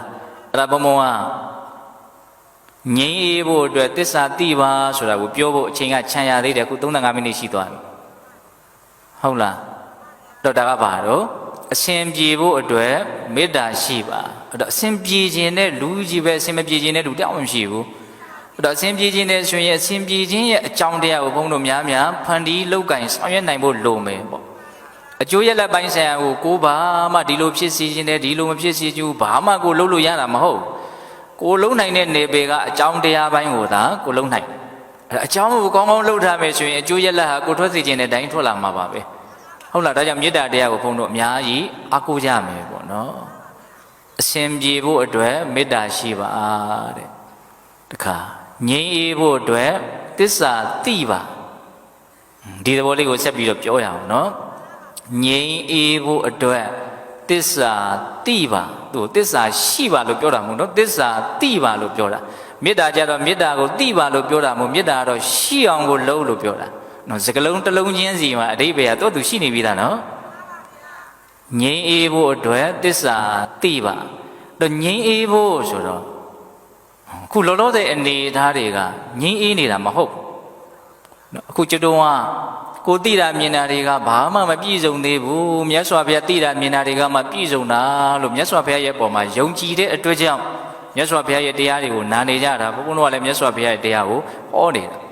တကယ်တမ်းဒီနားမှာလာပြီးတော့ဆုံရတယ်ဆိုတာမြတ်စွာဘုရားအဓိကအကြောင်းတရားပဲဘုန်းဘုန်းကမြတ်စွာဘုရားရဲ့တရားကိုဟောမယ်ဆိုလို့သာလာကြတာလေဘုန်းဘုန်းကသူထင်ရမြင်ရတွေလျှောက်ပြောမယ်ဆိုဘယ်သူကလာမှာတော့ဘုန်းဘုန်းကလည်းဘယ်သူတရားဟောမယ်ဆိုပြီးတော့ပြောပြီးတော့လာဟောနေတာတော့မြတ်စွာဘုရားရဲ့တရားကိုပဲဟောမှာတော့ကျွတ်တို့ရဲ့ယုံကြည်မှုတွေကတူညီနေတယ်အမြင်တွေကတူညီနေတယ်တော့ဘဝရဲ့အပေါ်မှာအရာအလုံးရဲ့အပေါ်မှာကိုသိတာမြင်တာတွေကဘာမှမပြည့်စုံသေးဘူးမတန်ရှင်းသေးဘူးမစင်ကြယ်သေးဘူးမြတ်စွာဘုရားသိတာမြင်တာတွေကမှပြည့်စုံတာတန်ရှင်းတာစင်ကြယ်တာလို့မြတ်စွာဘုရားရဲ့တပ္ပညုတဉာဏ်ကိုယုံကြည်တဲ့အတွက်ကြောင့်ကျွတ်တို့ဒီမှာလာပြီးတော့တရားဟောခြင်းအမှုတရားနာခြင်းအမှုကိုပြုနေကြတယ်တော့မြတ်စွာဘုရားဘဝရဲ့အပေါ်မှာဘယ်လိုမြင်တာတော့ဆိုတော့ဘဝအမြဲတမ်းမီးတောက်နေတဲ့သဘောပဲလို့မြင်တာကျွတ်တို့မြင်ပြီလားအဲ့လိုဘယ်မြင်မှာတော့ကျွတ်တို့ကငိုးနေရတာတောင်မီးတောက်နေတယ်လို့မမြင်သေးဘူးဟုတ်လားနော်ငိုတာတောင်တစ်ခါတလေကြိုက်ကြိုက်နဲ့ငိုနေတာရှိတယ်စိတ်ရဲ့သဘောကအရင်စမ်းကြတာပဲစိုးရိမ်နေရတာကိုလည်းမကြိုက်ဘူးလို့မြင်မထင်လေနဲ့ငိုရတာကိုမြင်မကြိုက်ဘူးလို့မြင်မထင်လေနဲ့သူတို့ကြိုက်တဲ့အပိုင်းကလေးတွေဘလို့ရောအဆက်ကလေးတွေပြောကြပါစို့ဘလို့အချိုးစားလေးနဲ့ဘလို့စိတ်ခံစားချက်လေးကိုဘလို့ရောထားလဲဆိုရင်တော့အဲ့ဒါမျိုးလေးဆိုရင်တော့ကြိုက်တယ်စိုးရင်ရတာထိတ်လန့်ရတာတကယ်တမ်းကောင်းသလားနော်စိတ်ထဲမှာဝမ်းနေပြီးတော့ဆွေးပြီးတော့ပူးနေရတာကောင်းသလားပတ်စံကုန်ခံပြီးတော့မကောင်းမှုပြောပြီးတော့ရအောင်လုပ်နေကြတာပဲလေကိုရီးယားကားတွေဘာတွေကြည့်ပြီးတော့ပူကြတာဆွေးကြတာငိုကြတာမရှိဘူးလားငိုရလေလေကောင်းလေလေလို့တောင်ပြောကြတာမရှိဘူးလားစိတ်ရဲ့စမ်းကြဲတဲ့လိုအင်တွေကိုစဉ်းစားမိဖို့ဘုံဘုံပြောပြတာပါကြောက်ရတာလန့်ရတာကောင်းသလားမကောင်းပေမဲ့လို့ကြောက်ဖို့လန့်ဖို့ကိုတမင်ဖန်ပြီးတော့တရေကားတွေဘာတွေကြည့်တာမရှိဘူးလားနေတဲ့ဈေးကွက်မဟုတ်ဘူးကဘာမှာအဲ့ဒီဈေးကွက်ကနော်ထိတ်လန့်နေရတာဘာဖြစ်မှလည်းမသိဘူးလို့စိုးရိမ်နေရတာအဲ့ဒါတွေကိုလည်းကြိုက်တာပဲဒါကြောင့်မို့လို့စုံတောက်တွေဟုတ်လားဇလန်တွေတွေဘာဖြစ်မလို့မှန်းလို့မရတဲ့အရာတာကိုလည်းကြိုက်တာကျွတ်တို့စိတ်ရဲ့ကြိုက်မှုတွေကအများကြီးရှိတယ်ကျွတ်တို့ကဆင်းရဲတာတွေအလွန်ထင်ရှားနေတဲ့အချိန်မှတောင်ဆင်းရဲမှမသိဘူးဆင်းရဲတာမထင်ရှားဘူးဆိုရင်တော့သိဖို့အလွန်ကိုပဲခက်သွားပြီတော့မြတ်စွာဘုရားရဲ့အမြင်ကတော့ဒီရုပ်တွေနဲ့ဆင်စက်မပြတ်ဖြစ်နေရတဲ့အနေထားမီးတောက်နေတဲ့သဘောပဲလို့မြတ်စွာဘုရားအဲ့လိုမြင်တာကျွတ်တို့အဲ့ဒါကိုမမြင်ဘူးမီးတောက်နေတာလို့မမြင်တဲ့အတွက်ကြောင့်ငြိမ်းခြင်းစိတ်လည်းမရှိဘူးတခါတလေစိတ်ကူးလေးတဲ့တဲ့အခါတော့လည်းပြောတတ်တယ်ပေါ့လေ။အော်ဘဝလည်းပူလိုက်တာဘယ်တော့မှငြိမ်းအေးမယ်မသိပါဘူး။ဟုတ်လား။ငြိမ်းအေးမှုလေးကိုတော့မျှော်ကြတာရှိရနော်။အဲ့တော့တကယ်ငြိမ်းအေးမှုအစစ်ကဘဝချုပ်ငြိမ်းသွားမှာဘဝငြိမ်းသွားမှာငြိမ်းအေးမှုအစစ်ဆိုတာရနိုင်တယ်။ဘဝဖြစ်နေရတန်လန်းတဲ့ငြိမ်းအေးမှုအစစ်ဟာမရနိုင်ဘူး။နော်။တေချာစဉ်းစားဘုံတို့ဒီဘဝကိုဘယ်ကစတုံးလို့မေးရင်ဇာတိကစနော်ဇာတိကစတော့သောအဲ့ဒီပါဠိလေးဘုံရွတ်လိုက်တယ်ဇာတိပစ္စယဇရာမရဏတောကပရိဒေဝဒုက္ခဒေါမနတုပါဒတံမောတိဧဝမေတ္တကေဝလတဒုက္ခခန္ဓာတသမှုရိယောဟောတိလူတိုင်းရရနော်ဒီဥစ္စာဒါကိုနဲ့နေကိုယ့်ရဲ့ဉာဏ်ကသက်ဝင်နိုင်အောင်ပဲကြိုးစားဒကာဓမ္မတို့ဘုံတို့ရဲ့နှုတ်ထဲမှာအလုံးမတန်ဖိုးကြီးတဲ့ပြောရရင်တန်ဖိုးဖြတ်လို့မရတဲ့စကားလုံးတွေစာတွေကရှိနေပြီးသားပြဿနာကအဲ့ဒါကိုဘယ်အတိုင်းတာထိနားလေတယ်လဲဆိုတဲ့မိကုံးရဲ့အဖြေကပြဿနာပဲအဲ့ဒါကိုနားလည်အောင်လုပ်ရအောင်နော် ဘဝရဲ့လို့ဖြစ်လာလို့ရှိရင်ဒီဘဝကအိုရတဲ့မျိုးနာရတဲ့မျိုးသေတဲ့မျိုးဒါကြောင့်သေချာပေါက်အိုကိုအိုလိမ့်မယ်နာကိုနာလိမ့်မယ်သေကိုသေလိမ့်မယ်မသေးသေးခင်မှာလည်းပဲစိုးရင်တရားတွေငိုတရားတွေနဲ့တွေ့ပြီးတော့စိုးရင်ရအောင်မယ်ငိုရအောင်မယ်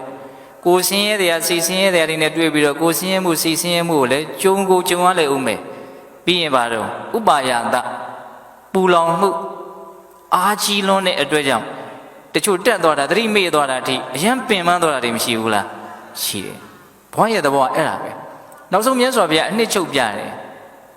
ဧဝမေတ္တကိဝလတ္တဒုက္ခခန္ဓတသမုဒယဟောတိဘာချမ်းသာမှမရောရှက်တဲ့တက်တက်ဆင်းရဲဒုက္ခရဲ့အစုပုံကြီးဖြစ်နေခြင်းပဲလို့မြတ်စွာဘုရားအဲ့တိုင်းမြင်သွားတာအဲ့တော့ကျတို့ကကိုမမြင်သေးလေပဲဘုရားမြင်တာလေးကိုနည်းနည်းလေးရိပ်မိယုံလေးတော့နောက်ကညံလေးကတန်ရောင်လေးလိုက်ကြည့်စေခြင်းတယ်ဘုံဘုံကတကယ်ဘဝရဲ့သဘောသစ္စာအခုနောက်ပြောမယ့်သစ္စာရဲ့သဘာဝကဘဝရဲ့အကြောင်းလေးကိုအရင်ဂဂနနခေစီတွင်းကြီးခေစီတင်းကြလေးသိအောင်အရင်ပြောပြီးတော့မှပို့ပြီးတော့နားလည်မှုကကျေပြန့်မှာဒါကြောင့်ဘုံဘအလားလေးကိုပြောပြနေသစ္စာဆိုတဲ့စကားလုံးလေးရဲ့အတိပ္ပယ်ကိုပို့ပြီးတော့ရှင်းသွားအောင်လို့ဒါကနေတန်းခင်းနေတာဘုံဘုံကဘဝဆိုတာဘာလဲဆိုတာကိုပြောနေတာဘဝရဲ့သဘောဘဝဆိုတာဖြစ်ချင်းတရားကိုပြောတာပါပဲအခုအတန်တွေကြားတာအတန်တွေဖြစ်နေတာရှိတယ်ကြားတာတွေဖြစ်နေတာရှိတယ်ဒီကြားမှုကိုကြောင်းပြပြီးတော့စဉ်းစားနေတာတွေးတောနေတာရှိတယ်အဲ့ဒီစဉ်းစားတွေးတောမှုကိုကြောင်းပြတော့စိတ်ထဲမှာခံစားနေတာတွေရှိတယ်ဒါတွေကဘာတွေလဲဆိုဖြစ်ချင်းတရားတွေအကြောင်းတရားပေါ်အခြေခံပြီးတော့ဖြစ်နေတာအသစ်ဖြစ်နေတာစောစောကသီလယူတော့ကဖြစ်နေတဲ့ဖြစ်ချင်းတရားအခုမရှိတော့ဘူးအခုကအသစ်ဖြစ်နေတာအချိန်တိုင်းအသစ်ဖြစ်နေတာအဲ့ဒီဖြစ်နေတာဘယ်လိုခေါ်တော့ဘဝလို့ခေါ်တယ်ဘယ်ထိဖြစ်မှာတော့ဆိုတော့မသိမချင်းဖြစ်မယ်ဒီဘဝအနေနဲ့ပြောရရင်သေပြီးရင်ရောအဖြစ်ကရက်မလားဆိုတော့မရက်ဘူးသေပြီးတာနဲ့ပါလာမလို့ဇာတိထက်ဖြစ်မယ်ဇာတိထက်ဖြစ်ပြီးလို့ရှိရင်ဘာထက်ဖြစ်မယ်တော့ဇရာမရဏဖြစ်မယ်မရဏပြီးရင်ဇာတိလာမယ်ဒီလိုလာပြီးသားနေရာရောက်ပြီးသားနေရာကိုပဲထပ်ဖန်တလဲလဲရောက်နေတတ်တဲ့သဘာဝအဲ့ဒါကိုပဲဘုန်းတို့ပါဠိလိုဝတ္တနော်လဲပတ်နေတာဒီဘက်မှာစီတို့ဘာတို့ဟိုနှမ်းတို့ပဲတို့လုတ်တဲ့ဒေသဆိုရင်ခြီတုံကြီးတွေနဲ့အချို့နွားတက်ပြီးတော့လှည့်ကြတာရှိတယ်။လက်ရှိလူကြီးတွေကပြောရတယ်ရှိတယ်ဘဝဆိုတာစုံလဲနွားလို့ပဲရောက်ပြီးသားနေပြန်ရောက်နေတယ်။ကရုတ်ကင်းလျှောက်မိဖို့တဲမှာဘုံတို့မြေဦးလေးတွေနဲ့ဟင်းချက်တဲ့ခက်ကအိုးဖင်နာမှာဆိုးလို့အောက်ကကရုတ်ခွေလောက်တာရှိတယ်မိဖို့ကြောင့်လဲဆိုတော့ကင်းကောင်ကလည်းရှိမယ်ပေါ့နော်။အဲ့ဒါကင်းကောင်ကကရုတ်ခွေပေါ်လျှောက်တယ်ရောက်ပြီးသားနေရာပဲပြန်ရောက်တယ်သူအဆုံးဆိုတာမရှိဘူး။အဲ့ဒါကျွတ်ရဲ့ဘဝကလည်းရောက်ပြီးသားနေရာကိုပြန်ပြီးတော့ရောက်တယ်ဇာတိဇရာမရဏဇာတိဇရာမရဏဒီလိုသွားတယ်ပေါ့နော်။အဲ့ဒီဖြစ်စဉ်တွေကိုဘုန်းဘုန်းတို့ကြည့်လိုက်မယ်ဆိုလို့ရှိရင်သောတော်ကပါဠိလေးကိုအသုံးချရမယ်။နော်ဇာတိပစ္စယသရမရဏတောကပတိဒေဝဒုက္ခဒေါမနတုပါယတတံဘွန်တိပြီးရင်ပါလာတော့ဧဝမေတ္တကိဝလတ္တဒုက္ခခန္ဓတသမုဒယောဟောတိအဲ့ဒါကဘဝရဲ့အဓိပ္ပာယ်ဘဝဆိုတာဒါပဲလို့နော်မြတ်စွာဘုရားမြင်တော်မူတဲ့တပ္ပယုဒဉာဏ်ကြီးနဲ့အနှစ်ချုပ်ပြီးတော့ပြောလိုက်တာပဲ။ဒါကိုလေဒီစတော်ဘုရားကြီးကပို့ပြီးတော့ရှင်းအောင်ရေးတယ်ဝတ္တန်တရားရှိမင်းစွာ၌သူငါကစားဖြစ်သည်မြတ်ကတတ္တမဟုတ်ဓမ္မထုတ်တော်နာယုံနှစ်သိအမြင်လင်းလုံးအရင်အဝိဇ္ဇာထိုမှဖြာ၍ဇရာမရဏအဆုံးကြသည့်ဓမ္မအပြ12ပါးကိုဤကားလူပင်ဤလင်နှစ်ပဲ့အထင်လွဲလျက်တဝဲလီလီဝိနွယ်စီဤရှိလေသည်မြတ်အနန္တကဒုက္ခဟူသည်မြူမြမကွက်အဆက်ဆက်လျင်တတ်တဲ့ဒုက္ခဓမ္မရသည်ဘဝဤကိုဖြစ်ထုံးသည်တဲ့လေးနေတဲ့ဉာဏ်ပညာကိုစိတ်ဝင်စားတဲ့ပုဂ္ဂိုလ်တွေအရကြက်ထားသင့်တယ်ပေါ့နော်ဒါပရိစ္ဆေသမုပ္ပါရဲ့ဏိဂုံးပိုင်းလေးကိုဆိုတော့ဘုရားကြီးကပရိစ္ဆေသမုပ္ပါကိုပဲအခြေခံပြီးတော့ရေးထားတယ်ဝတ္တန်တရားရှိမင်းစွာ၌သူငါကစဖြစ်သည်မြတ်ကတတ္တမဟုတ်ဓမ္မထုတ်တော်နာယုံနှစ်သိအမြင်လင်းလို့တယ်အလွန်ရှိလျားစွာသောတော်ကဘုန်းကပြောတဲ့လက်ပတ်မှုကြီးနဲ့ဘုန်းတို့လာခဲ့ကြတယ်နော်အလွန်ရှိလျားစွာသောကာလကိုဖြတ်သန်းပြီးတော့လာခဲ့ကြတဲ့တတ္တဝါတွေတဲ့အကုန်လုံးကိုဘုန်းတို့အနှစ်ချုပ်မဲ့ဆိုရင်တတ္တမဟုတ်ဓမ္မထုတ်တော်နာယုံနှစ်သိအမြင်လင်းလို့ပုဂ္ဂိုလ်တတ္တဝါမဟုတ်ဘူးယုဒ္ဓနန္တသဘာဝတရားနှမျိုးပေါင်းဆက်ပြီးတော့ဖြစ်ပေါ်နေတာဒါကိုရေးတာနော်ဝတ္တန်တရားရှိမင်းစွာ၌သူငါကစဖြစ်သည်မြတ်ကတတ္တမဟုတ်ဓမ္မထုတ်တော်နာယုံနှစ်သိအမြင်လင်းလို့အရင်အဝိဇ္ဇာထိုမှဖြာ၍ဇရာမရဏအဆုံးကြသည့်ဓမ္မပြ12ပါးကိုဟောသူကနာယုတ်တွေဖြစ်နေတာဆိုတာလေးကိုပို့ပြီးတော့အသေးစိတ်ပြီးတော့ပြောတာပရိစ္ဆေသမုပ္ပါလင်္ကာရဲ့ဏိဂုံးကိုရေးတာဖြစ်တဲ့အတွက်ကြောင့်ဘယ်လိုပြောလိုက်တာတော့အရင်အဝိဇ္ဇာထိုမှဖြာ၍ဇရာမရဏအဆုံးကြသည့်ဓမ္မအပြ12ပါးကိုအဝိဇ္ဇာပြည့်စရာသင်္ခါရရတယ်မို့လား ရေးကြည့်လိုက်အဲ့ဒါဇရာမရဏအထိရောက်အောင်ရေးလိုက်ရင်12မျိုးတွေ့ရလိမ့်မယ်နော်အရင်အဝိဇ္ဇာထိုမှဖြာ၍ဇရာမရဏအဆုံးကြသည့်ဓမ္မအပြ12ပါးကိုဆိုလိုတာကသဘာဝတရားတွေဖြစ်နေတာဘဝဟာဆင်းရဲတယ်ဆိုတဲ့အမှန်တရားကိုမသိတာကိုဝိဇ္ဇာခေါ်တာပဲလေဘဝကိုဆင်းရဲတယ်လို့မသိတဲ့အတွက်ကြောင့်ဒီဘဝရဲ့ပုံမှာတွေ့တာမှုမမောမှုဖြစ်ပေါ်လာခြင်းကိုအကြောင်းပြုပြီးတော့ဘဝရကြောင်းအလုပ်တွေကိုလုပ်တာကိုသင်္ခါရခေါ်တာမဟုတ်လားဒါဝိဇ္ဇာပြည့်စရာသင်္ခါရဒါအနှစ်ချုပ်ပြီးတော့ပြောတာအဲ့လိုဖြစ်စရာအကြောင်းတွေကိုလှုပ်တော့ဖြစ်ပြီးတော့လည်းပဲနားမလဲတော့ဆက်ပြီးတော့ဒီဒုက္ခရောက်ကြောင်းတွေကိုထပ်လှုပ်တော့ထပ်ဖြစ်ဟာဒီတိုင်းလဲခဲ့တာနော်အဲ့ဒါကိုအချင်းချုပ်လိုက်တော့ဘယ်နှပါတော့12ပါးပဲတဲ့အရင်အဝိဇ္ဇာထိုမှဖြာ၍ဇရာမရဏအဆုံးကြသည့်ဓမ္မအပြ12ပါးကိုဤကားလူပင်ဤလင်နှစ်ပဲအထင်လွဲလျက်တဝဲလီဝင့်ွယ်စီ၏ဟာတဘာဝတရားတွေဖြစ်နေတာတို့ကျွတ်တော့မသိဘူးဘလို့သိတာတော့ဆိုတော့လူတွေဖြစ်နေတာအိရှင်တွေဖြစ်နေတာနတ်နေတာလို့အဲ့လိုသိတာအဲ့ဒါကိုကစားဘာဖြစ်နေတာတော့မှားနေတယ်နော်တက္ကာယဒိဋ္ဌိနဲ့မှားတာမှားတဲ့အတွက်ကြောင့်တဝဲလီဝင့်ွယ်စီ၏ယုံနံကိုယုံနံလို့မသိဘဲနဲ့ပုဂ္ဂိုလ်တ attva လို့ထင်မှားတဲ့ဒီတက္ကာယဒိဋ္ဌိအတ္တဒိဋ္ဌိကိုအခြေခံပြီးတော့တန်တရားကြီးဘာဖြစ်နေတာတော့ရှင်းနေတာတဲ့အဲ့ဒါပြောတာတဝဲလီဝိနွယ်စီဤရှီလေသမျှအနန္တကဒုက္ခဟူသည်မြူမြမကွက်အဆက်ဆက်လျင်တက်ဒုက္ခဓမ္မရသည်ဘဝဤကိုဖြစ်ထုံးသည်ရှီလေသမျှအနန္တကတဲ့ကဲဘလောက်ရှည်ဒါကိုဘာလို့ဆုံးဖြတ်ချက်ချကြည့်မယ်ဆိုရင်ဘာလို့ပဲအဖြေထွက်မလဲဆိုရင်ဒုက္ခတွေဖြစ်နေတာလို့ပဲအဖြေထွက်မယ်နော်အဲ့ဒါကိုဆိုလို့ကြီးကအလွန်ပြောင်မြုပ်တဲ့စကားလုံးအသုံးနှုန်းတွေသုံးနှုန်းပြီးတော့ရေးတာနော်ရှီလေသမျှအနန္တကဒုက္ခဟူသည်မြူမြမကွက်အဆက်လျင်တက်ဒုက္ခဓမ္မရသည်ဘဝဤကိုဖြစ်ထုံးသည်ဧဝမေတ္တကေဝလတဒုက္ခကဏ္ဍတမှုရိယဟောတိဆိုတဲ့ပါဠိစကားလုံးကိုအဲ့ဒီအတိုင်းထိရောက်မြန်မာပြန်ပြီးတော့ရေးထားတာဟုတ်လားချမ်းသာဆိုလို့မြူလောက်တောင်မပါဘူးတဲ့ဆင်းရဲဒုက္ခတက်ပဲဖြစ်ပေါ်နေတဲ့သဘာဝလို့ဒီလိုမြင်သွားတာမြတ်စွာဘုရားဒါကျွတ်တော့ဒါကိုဆင်းရဲမှမသိတဲ့အခါကျတော့ဒီလိုဖြစ်နေရတဲ့ဆင်းရဲဖြစ်နေတဲ့အခြေအနေကြီးကိုပဲကျွတ်တော့အမျိုးမျိုးဘာဖြစ်နေတာတော့မမောနေတာတွေ့တာနေတာ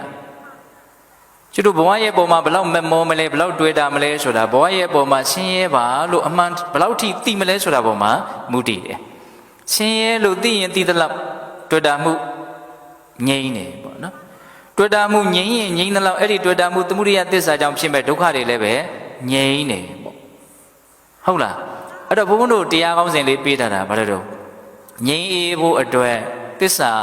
သိပါအမှန်တရားကိုသိမှဒုက္ခမီးတွေကငြိမ်းမှာနော်အဲ့ဒီဒုက္ခမီးတွေရဲ့အကြောင်းတရားကကိလေသာမီးပဲတကယ်ကအဲ့ဒီကိလေသာမီးဆိုတာကအဝိဇ္ဇာတည်းဟူသောအမှားကိုအခြေခံပြီးတော့ဖြစ်တာအဲ့တော့ဒီဒုက္ခသစ္စာဆိုတဲ့အမှန်တရားကိုသာဘုံဘုံတို့သိမယ်ဆိုရင်သိသလောက်ဒီကိလေသာမီးကဘာဖြစ်မလို့ငြိမ်းမယ်ဒါကြောင့်အမှန်တရားကိုသိဖို့ဟာငြိမ်းအေးဖို့အတွက်မဖြစ်မနေဘုံဘုံတို့ဆောင်ရွက်ရမယ်တဘာဝတရားဟုတ်ပြီလားအဲ့လိုဆိုရင်ဘုံတို့သစ္စာသိပါဆိုတာနဲ့ပတ်သက်ပြီးတော့အကျဉ်းမြင်လေးပေါ့လေသစ္စာတရား၄ပါးဆိုတော့လူတိုင်းကြားဘူးဟုတ်လားသစ္စာဆိုတာဘာတော့အမှန်ခုဆိုရပါစို့အမှန်ကလည်းပဲအဆင့်အမျိုးမျိုးရှိတာဟုတ်အခုတရားဟောနေတာကဘုန်းကြီးအောက်ကတရားနာနေတာကဒကာကြီးတွေဒကမာကြီးတွေဟောဒါပါလေမှန်တယ်ရှင်မသီလရှင်တွေလည်းပါသေးတယ်မှန်တယ်ဒါပါလဲဆိုရင်သမုဒိသစ္စာအမှန်ခေါ်ဒီအမှန်လောက်နဲ့ဒီအမှန်ကိုသိုံလောက်နဲ့ငြိမ်းအေးမှုမဖြစ်သေးဘူးဟုတ်လားငြိမ်းအေးမှုဖြစ်စေသည့်အထိမှန်တဲ့အမှန်ကဘလို့အမှန်လဲလို့မေးရင်အမှန်တရားကိုနည်းနည်းလေးဘုံဘုံအသေးစိတ်ကလေးပြောကြည့်မယ်နော်ဆိုကြပါစို့အခုဖြစ်နေတာဟာလူတွေယောက်ျားတွေမိန်းမတွေဘုန်းကြီးတွေသီလရှင်တွေဆိုတာသမုဒိသစ္စာရမှန်တယ်သွားမငြင်းနဲ့ဒါသူ့နေပင်နဲ့သူမှန်တယ်သို့တော့အဲ့ဒါထက်ပိုပြီးတော့မှန်တာကဒါလူတွေမဟုတ်ဘူးဒါဖောက်ပြန်မှုအစုအဝေးကြီးအဲ့ဒီဖောက်ပြန်မှုအစုအဝေးကြီးမှာနော်နံတရားကိန်းပြီးတော့ဟုတ်လားခံစားနေတာမှတ်သားနေတာတုံ့ပြန်နေတာသိနေတာသူ့လို့သူ့လို့နေတဲ့နံတက်ဟာဒီဖောက်ပြန်မှုရုပ်အစုကြီးပေါ်မှာကိန်းပြီးတော့ဖြစ်နေတာမရှိဘူးလားရှိတယ်အဲ့တော့ဘာတွေဖြစ်နေတာတုံးလို့မေးရင်ရုပ်ဓာတ်နံဓာတ်တွေဖြစ်ပေါ်နေတာလို့မြင်ရင်အဲ့ဒီမြင်တဲ့အမြင်ပို့ပြီးတော့မမှန်ဘူးလားညင်းလို့မရဘူးနော် အဲ့ဒီယုတ်တဏ္ဍလည်းပဲတစုံတရားဖန်ဆင်းထားလို့ဖန်တီးထားလို့ဖြစ်နေတာမဟုတ်ဘူးသူရှစ်အကြောင်းတရားကိုယုံနံကိုအခြေခံပြီးတော့နောက်ယုံနံတွေဖြစ်နေတာလို့အကျဉ်းများဖြင့်ယုံနံဟာအကြောင်းကြောင့်ဖြစ်နေတဲ့သဘာဝတရားအကြောင်းအကျိုးသဘောဆက်ပြီးတော့ဖြစ်ပေါ်နေတာလို့ခေါ်နားလည်တယ်ဒါလည်းပဲပါတော့အမှန်တရားနှစ်ဆင့်ရှိပြီနော်ပုဂ္ဂိုလ်တ attva ဆိုတာတကယ်မရှိဘူးယုံနံတွေပဲဖြစ်နေတာဆိုတဲ့အမှန်တရားဖန်ဆင်းလို့ဖြစ်နေတာမဟုတ်ဘူးဖြစ်เสียအကြောင်းရှိလို့ဖြစ်နေတာလို့မြင်တဲ့အမှန်တရားအကြောင်းအကျိုးဆက်ပြီးတော့ဖြစ်ပေါ်ပြောင်းလဲနေတဲ့ဒီယုံနံသည်တည်မြဲမှုမရှိတဲ့ဘယ်လောက်ထိသူတီးမနေဘူးလဲဘယ်လောက်ထိသူရက်မနေဘူးလဲဆိုရင်စာရဲကဘလို့ဥမာပေးတော့နော်အဖျားပေါ်မှာမုံညင်းစီလေးတင်လိုက်မယ်ဆိုရင်ဘယ်လောက်ကြာတီးနေမလဲဘယ်လောက်မှမတီးဘူးနော်လက်ကလွတ်လိုက်တာနဲ့လိမ့်ကျသွားမှာနော်အဲ့လိုပဲကျတို့အကြောင်းရှိလို့ဖြစ်လာတဲ့ဒီယုံနံဟာတောက်လျှော့ပဲသူကပျောက်ကွယ်သွားတဲ့သဘောပဲဒီချုပ်ပြောင်းမှုအနိစ္စသဘောလေးကိုပင်ကိုဉာဏ်ရှိတဲ့ပုဂ္ဂိုလ်လေးတွေခုနားထောင်နေရင်းနဲ့ကိုဘုံဘုံသိသိချင်းအခုပြောရင်းနဲ့ဒီအတန်ဟာတောက်လျှောက်ပြောက်တယ်အဲ့ဒီအတန်ကိုသိတဲ့ကြားသိစိတ်ဟာတောက်လျှောက်ပြောက်တယ်နောက်ထပ်အသစ်တစ်ခုဟာအလွန်လျင်မြန်တဲ့နှုံနဲ့တောက်လျှောက်အစားထိုးပြီးတော့ဖြစ်တယ်မြန်လုံးအားကြီးတဲ့အတွက်ကြောင့်ဒီနှစ်ခုရဲ့ကြားဆိုတာကိုကျွတ်တို့ညာမမြင်ဘူးဒါပေမဲ့ဒါမဟုတ်ဘူးနောက်ထပ်တစ်ခုဆိုတာကိုတော့ဘုံဘုံတို့သိနိုင်ဟုတ်တယ်မဟုတ်လားအဲ့ဒီတိုင်းအတွေ့အကြုံအသစ်ကိုယူရင်းနဲ့ဘုံဘုံတို့ဟာတွေ့ရသမျှကြုံရသမျှယုံနံတွေကိုတောက်လျှောက်ပြီးဆုံးချုပ်ပြောက်သွားတာကိုဉာဏ်ရှိမယ်ဆိုလို့ရှိရင်မရိပ်မိနိုင်ဘူးလားရိပ်မိနိုင်တယ်ဒီနည်းနဲ့သွားနေတယ်နော်ဘဝအနိစ္စဖြစ်တယ်ဆိုတာအဲ့လိုအနိစ္စဖြစ်ရင်လည်းပဲနောက်ဆုံးမရဏစီကိုရောက်သွားမယ်ဒီသဘောအနိစ္စဆိုတဲ့စကားလုံးနဲ့မရဏဆိုတဲ့စကားလုံးဒီစကားလုံးနှလုံးကိုဘုံဘုံတို့ကောင်းကောင်းနားလည်ဖို့လိုမယ်ပေါ့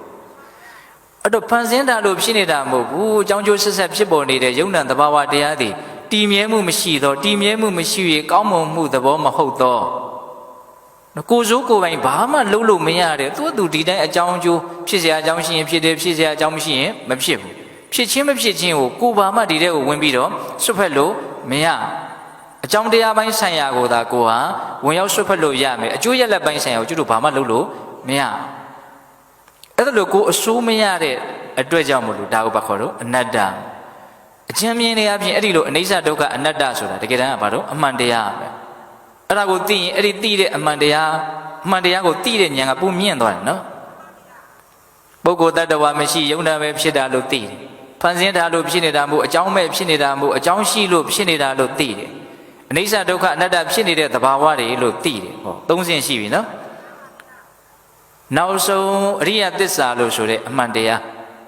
သူကတော့သိလို့ရှိရင်စိတ်ကိုအလွန်မှဖြူရှင်တန်ရှင်းတဲ့အဆင့်ကိုရောက်အောင်ပို့နိုင်တယ်သူတို့နားလည်မှုရှိပြီးသားအရိယာဖြစ်တယ်ပုထုဇဉ်ဘဝကနေအရိယာဖြစ်ကိုပြောင်းသွားတယ်ကိုဗုဒ္ဓဘာသာဝင်တွေအရိယာဖြစ်ခြင်းတဲ့စိတ်ဒါကိုပတ်နိုင်ထားပြီးတော့ဘုန်းတို့လေ့ကျင့်ကြတာတွေမရှိဘူးလားအရိယာဆိုတာဘာတော့ဖြူရှင်တဲ့သဘောကိုပြောတာဘာဖြူရှင်တာလို့မေးရင်စိတ်ဖြူရှင်တာအဲ့ဒီစိတ်ဖြူရှင်မှုဖြစ်သွားစီသည်ထိနော်သိလိုက်လို့ရှိရင်မှန်တဲ့အမှန်တရားကိုဒါအရိယသစ္စာလို့ခေါ်တယ်သစ္စာ၄ပါးနံပါတ်1ဒုက္ခသစ္စာဆင်းရဲခြင်းအမှန်ဘာဟာဆင်းရဲခြင်းအမှန်လဲလို့မေးရင်ဘဝဟာဆင်းရဲခြင်းအမှန်ဘယ်ဘဝဖြစ်ဖြစ်ဆင်းရဲခြင်းတဘာဝကျွတ်တို့သိတာမသိတာကျွတ်တို့လက်ခံတာမခံတာဘာမှဒီပေါ်မှာအကျိုးသက်ရောက်မှုမရှိ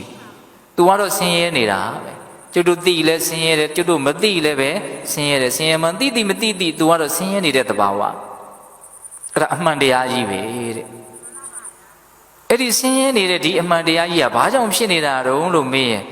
ဒီဆင်းရဲနေတဲ့တရားကြီးကိုဆင်းရဲမှမသိတဲ့အတွက်ကြောင့်ဒီဆင်းရဲနေတဲ့တရားကြီးရဲ့ပုံမှာပဲတွေ့တာမမောမှုဖြစ်သွားတယ်အဲ့ဒီတွေ့တာမမောမှုကိုဒါလောဘခေါ်တာ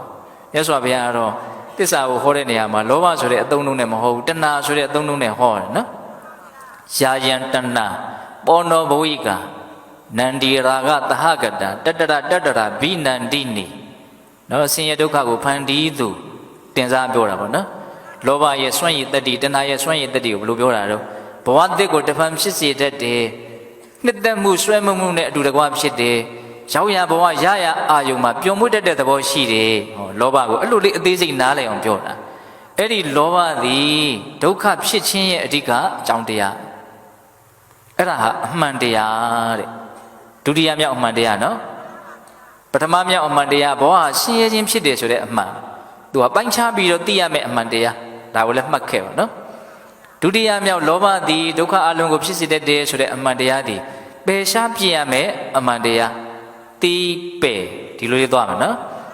အဲ့လိုဆိုလို့ချင်းဘုန်းတော်တတိယသစ္စာပါတော့និရောဓသစ္စာအပြည့်စုံတော့ဒုက္ခនិရောဓသစ္စာဒုက္ခငြိမ်းခြင်းအမှန်ဒုက္ခငြိမ်းခြင်းအမှန်ဆိုတာဘာကိုပြောတာတုံးဆိုတော့လောဘငြိမ်းသွားတဲ့သဘောတဏှာချုပ်သွားတဲ့သဘောကိုပြောတာတဲ့ဟုတ်လားဒါကြောင့်နိဗ္ဗာန်ကိုဘယ်လိုအိဗယ်ဖွင့်တာတော့မြတ်စွာဘုရားယောတတ္တယေဝတဏှာယအတေတဝိဒါကនិရောဓစာကောပရိနိတ္တကောမုဒ္တိအနာလေယောနော်ကျွတ်ရဲ့နှုတ်ထဲမှာအလုံးကိုပြည့်ပြည့်စုံနဲ့တန်ဖိုးဖြတ်လို့မရတဲ့နော်စကလုံးတွေကအကုန်လုံးရှိနေပြီသားဒါကိုအသုံးချရမယ်နော်ဟုတ်လားဒါသုံးခုမြောက်အမှန်တရားဒုက္ခငြိမ်းတယ်ဆိုတာနော်လောဘငြိမ်းသွားတဲ့သဘောကိုပြောတာတနည်းအားဖြင့်လောဘမငြိမ်းမနဲ့ဒုက္ခဘယ်တော့မှမငြိမ်းဘူးနော်နောက်လေးခုမြောက်အမှန်တရားကဘာတော့အဲ့ဒီဒုက္ခငြိမ်းရသည်ကိုရောက်ချင်တယ်အဲ့ဒီဒုက္ခငြိမ်းရသည်ကိုစိုက်သွားခြင်းနဲ့ဆိုရင်ဟောတတိယအမှန်တရားကသူကစိုက်ရောက်အောင်လုပ်ရမယ်အမှန်တရားဟိုပို့ပြီးတော့လူငယ်တွေနားလည်အောင်ပြောရင်ဉာဏ်နဲ့တတ်ဝင်နိုင်အောင်ကြိုးစားရမယ်အမှန်တရားပေါ့အဲ့ဒီအမှန်တရားတွေကိုကိုယ့်ရဲ့ဉာဏ်ကစိုက်ရောက်သွားခြင်းနဲ့ဆိုလို့ရှိရင်အမှန်မြင်မှုတမာတိတိကောင်းဆောင်တဲ့မဲခင်၈ပါးကိုကိုယ်တန်တန်မှာပြည့်စုံအောင်ကြိုးစားရမယ်နော်အမှန်မြင်မှုတမာတိတိဆိုတာသူကလည်းအဆင့်အမျိုးမျိုးရှိတယ်နော်သောတော်ကပုဂ္ဂိုလ်တ attva မရှိဘူးယုံနာပဲဖြစ်နေတာလို့သိတာတမာဒိဋ္ဌိပဲဖန်ဆင်းလို့ဖြစ်နေတာမဟုတ်အကြောင်းပဲဖြစ်နေတာမဟုတ်ဘူးအကြောင်းကျိုးသဘာဝတွေလို့သိတာတမာဒိဋ္ဌိဟုတ်လားအိဋ္ဌဒုက္ခအနတ္တဖြစ်နေတာလို့သိရင်လည်းတမာဒိဋ္ဌိအရှင်းမြင့်ဆုံးတမာဒိဋ္ဌိကတော့သစ္စာ၄ပါးကိုသိတယ်ဘောဟာဆင်းရဲတယ်လို့သိတာကလည်းတမာဒိဋ္ဌိလောဘသည်ဒုက္ခရဲ့အကြောင်းတရားဖြစ်တယ်လို့သိတာတမာဒိဋ္ဌိလောဘငြိမ်းခြင်းသည်ဒုက္ခငြိမ်းခြင်းလို့သိတာတမာဒိဋ္ဌိတမာဒိဋ္ဌိသည်ဒုက္ခငြိမ်းရာသို့ဆက်ရောက်စေတဲ့လမ်းဖြစ်တယ်လို့သိခြင်းသည်တမာဒိဋ္ဌိလဲသွားမယ်နော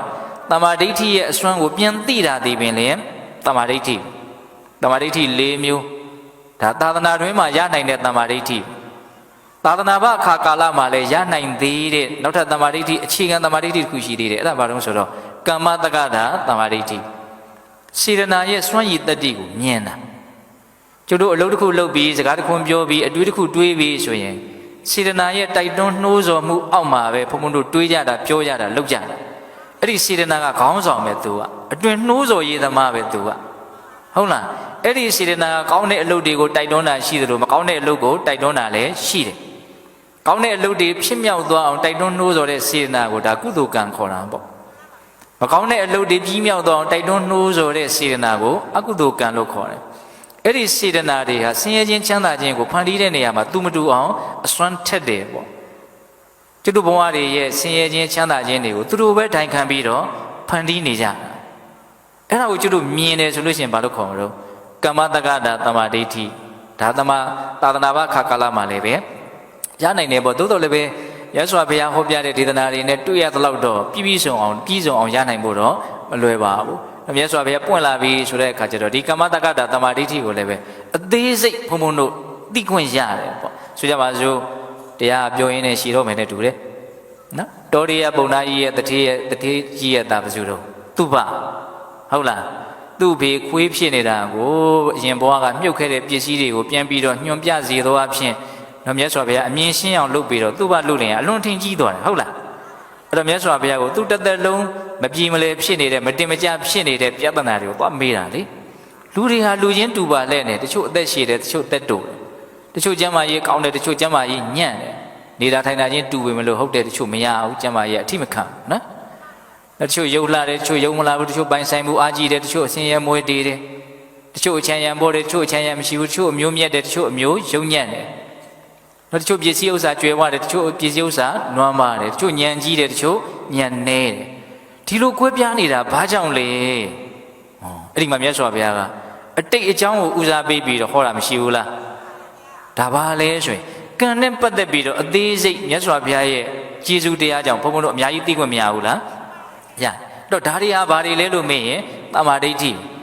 အဲ့ဒီတမာဒိဋ္ဌိခေါင်းဆောင်တဲ့မဲခင်၈ပါးသည်ကိုယ်တန်တမှာပြည့်စုံအောင်ကိုကြိုးစားမယ်ဆိုလို့ရှိရင်သို့တော့ပြောခဲ့တဲ့ဒုက္ခငြိမ်းရာအငြိမ်းတဲ့နိဗ္ဗာန်ကိုဆိုက်ရောက်စေမဲ့အဲ့ဒါလမ်းကြောင်း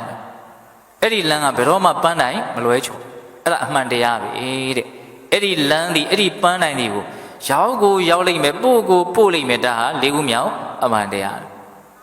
နော်သစ္စာတဘုံတို့တရားကောင်းစဉ်လေးကဘယ်လိုပေးထားတာတော့ငြိမ်းအေးဖို့အတွက်သစ္စာသိပါ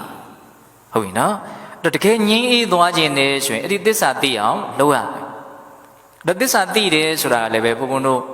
မဉ္ဇဉ်ဘုံဉဏ်နဲ့ထိုးထွင်းပြီးတော့သိတဲ့အဆင့်ကတော့ဘုံဘုံတို့မျှော်လင့်ထားရမယ်ရည်မှန်းချက်ထားရမယ်နောက်ဆုံးအမြင့်မားဆုံးအဆင့်ပေါ့နော်အဲ့ဒီအဆင့်ကိုမရောက်သေးခင်မှာလည်းပဲဘုံဘုံတို့တွေဟာဒီသစ္စာလေးပါးရဲ့အကြောင်းကိုစဉ်းစားဆင်ခြင်ခြင်းအပြင်ကိုယ့်ရဲ့ဉာဏ်ပညာကိုထက်မြက်အောင်ဘယ်လိုမလို့စူးစမ်းရမယ်မြတ်စွာဘုရားကလောက်ထီတောင်ဟောလဲဆိုလို့ရှိရင်လူတယောက်ဉာဏ်ဘယ်လောက်ထက်လဲမထက်လဲဆိုတာကိုသိခြင်းရင်သစ္စာလေးပါးရဲ့ပုံမှာဘယ်လောက်နားလဲတယ်လဲနားမလဲဘူးလဲဆိုတဲ့အချက်နဲ့တိုင်းတာရမယ်လို့အဲ့လိုဟောတာပို့ပြီးတော့ရှင်းအောင်ပြောရရင်ဘဝတွေဟာဆင်းရဲတဲ့သဘောမျှတာဖြစ်နေတာပါဆိုတော့ကိုဘယ်လောက်နားလဲလေဘသူပ္ပံရှိရှိမရှိရှိပညာတတ်တတ်မတတ်တတ်ယုံနာရင်လို့ဖြစ်နေလို့ရှိရင်ဒါကောင်းမွန်တဲ့သဘာဝတွေမဟုတ်ဘူးဆိုတဲ့အချက်ကိုဘယ်လောက်နားလဲတယ်လေတကယ်တမ်းကအမှန်တရားဆိုတဲ့အတိုင်းဘဝဟာဆင်းရဲခြင်းဖြစ်တယ်ဆိုတာဟာဘာနဲ့မှဖုံးကွယ်လို့မရပါဘူးအထင်ရှားဆုံးကတော့သေခြင်းတရားပေါ့ဒါကြောင့်ဘုံဘုံခဏခဏတရားစကားတွေထည့်ပြောတယ်ဘဝဟာဒုက္ခသစ္စာဖြစ်တယ်ဆိုတာဟာသေခြင်းဟာအခိုင်လုံဆုံးသက်သေပဲနော်အဲ့ဒီသက်သေကိုသာဘုံတို့ဖိပြီးတော့စစ်အဲ့ဒါဆိုရင်အမှုမှန်ဟာပေါ်ကိုပေါ်လိမ့်မယ်အမှုမှန်ဆိုတော့ဘာပြောတာလဲဘဝဟာဒုက္ခသစ္စာဖြစ်တယ်အဲ့ဘဝကကျုပ်ဒုက္ခပါလို့ဖြောင့်ချက်ပေးလိမ့်မယ်နော်ဘယ်သူ့ကိုကျုပ်တို့စစ်ရမှာတော့သေခြင်းကိုစစ်ဟုတ်လားနော်သေသွားမှာပဲလေသေရမယ့်ဘဝပျောက်သွားရမယ့်ဘဝဗာမြန်းထင်ကြီးတွေကရှိတယ်လေဆိုတာကိုကိုယ့်အကိုနားလည်အောင်လုပ်ရမယ်နော်သေခြင်းကိုစိတ်နဲ့ထပ်ခါတွေ့ပေးအမြင်မှန်မှုတွေရလာမယ်နောက်ဆုံးမြတ်စွာဘုရားဘယ်လောက်ထိဒီလူအမြင်မှန်သွားမလဲဆိုရင်နော်သေခြင်းကိုစဉ်းစားရင်လေဧကန္တနေပိဒါယဝိဒါဂာယနိရောဓာယဥပသမယဘေညာယတံဘောဓာယနိဗ္ဗာန်ယတံဝတ္တန္တိအကျိုးကျေးဇူး9မျိုးဟောတယ်နောက်ဆုံးအကျိုးကျေးဇူးဟာအဲ့ဒါကိုပြောတာပဲအငြိမ့်တဲ့နိဗ္ဗာန်စီကိုတောင်းဆက်ရောက်သွားမယ်လို့ခေါ်တာဘယ်ကနေတဆင်းရောက်မှဆိုသစ္စာကိုသိပြီးတော့ရောက်သွားမှာဘဝဆင်းရဲခြင်းလို့တကယ်သိသွားတယ်ဘဝရဲ့ပုံမှာမဲ့မောမှုအဆင့်ဆင့်ချုပ်သွားအဲ့ဒီမှာအငြိမ့်တဲ့ကိုရဒါကိုပြောတာနော်အဲ့တော့ဘုန်းတို့သစ္စာ၄ပါးထဲမှာ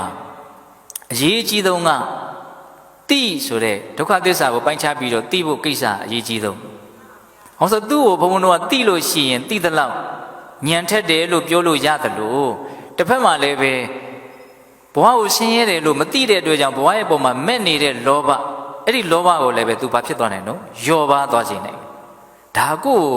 အကောင်းဆုံးဖြစ်အောင်လုပ်ရရောက်တယ်လို့ဘုံဘုံတော့အဲ့လိုမြင်တယ်ဟောဆိုကျွတ်တို့ဒီလောကကြီးတစ်ခုလုံးမှာလူတွေပေါ့အထူးသဖြင့်ပြောကြပါစို့ဘာလို့ဆိုးနေကြတာတော့ဘာလို့ယုံမှနေကြတာတော့ဘာလို့ကောက်ကျစ်နေကြတာတော့ဘာလို့မတရားမှုတွေကလောကကြီးမှာကြီးစိုးနေရတာတော့လို့ဝေဖန်ကြည့်မယ်ဆိုရင်တရားခံမစိုးကိုတွေ့နိုင်တော့လောဘကိုတွေ့နိုင်တယ်နော်တခုခုလိုခြင်းလို့လူတွေကလုပ်ကြတယ်အာလောဘတာဟတာကာရနိကတိဝင်္စနာနိစ္စဒိဋ္ဌန္တိလောဘဓမ္မေတုတတ္တမလောဘနာရောစီဘုန်းဘုန်းတို့ဟောတာကန္နဇတ်ဆိုရှိရဆူတောင်း6မျိုးဟုတ်လားလောဘရဲ့အပြစ်ကိုပြောတာနော်ရက်စက်မှုတွေရှိတယ်လိမ်ညာကောက်ကျစ်မှုတွေရှိတယ်လောကကြီးမှာရှင်ဘတ်ပေါ်ကိုဒုတ်တို့ဓာတ်တို့လက်နှစ်မျိုးစုံတင်ပြီးတော့ချင်းချင်းရက်စက်နေကြတာရှိအတုကိုပြပြီးတော့မဟုတ်တာကိုအဟုတ်လုပ်ပြီးတော့ကောက်ကျစ်နေကြတာတွေလောကမှာရှိတယ်ဟုတ်လားအဲ့ဒီရက်စက်မှုတွေကောက်ကျစ်မှုတွေကြောင့်လူသားတွေဟာအချင်းချင်းဒုက္ခပေးတာကိုခံပြီးတော့ဒုက္ခရောက်ကြရတယ်အဲ့ဒီရက်စက်မှုကောက်ကျစ်မှုတွေဟာဘယ်လိုပုဂ္ဂိုလ်ရဲ့တန်တမှာငါတွေ့ရလဲဆိုရင်လောဘကြီးတဲ့ပုဂ္ဂိုလ်ရဲ့တန်တမှာငါတွေ့ရတယ်တဲ့တရားလောဘကိုငါမကြိုက်ဘူးတဲ့ဘယ်သူပြောတာတော့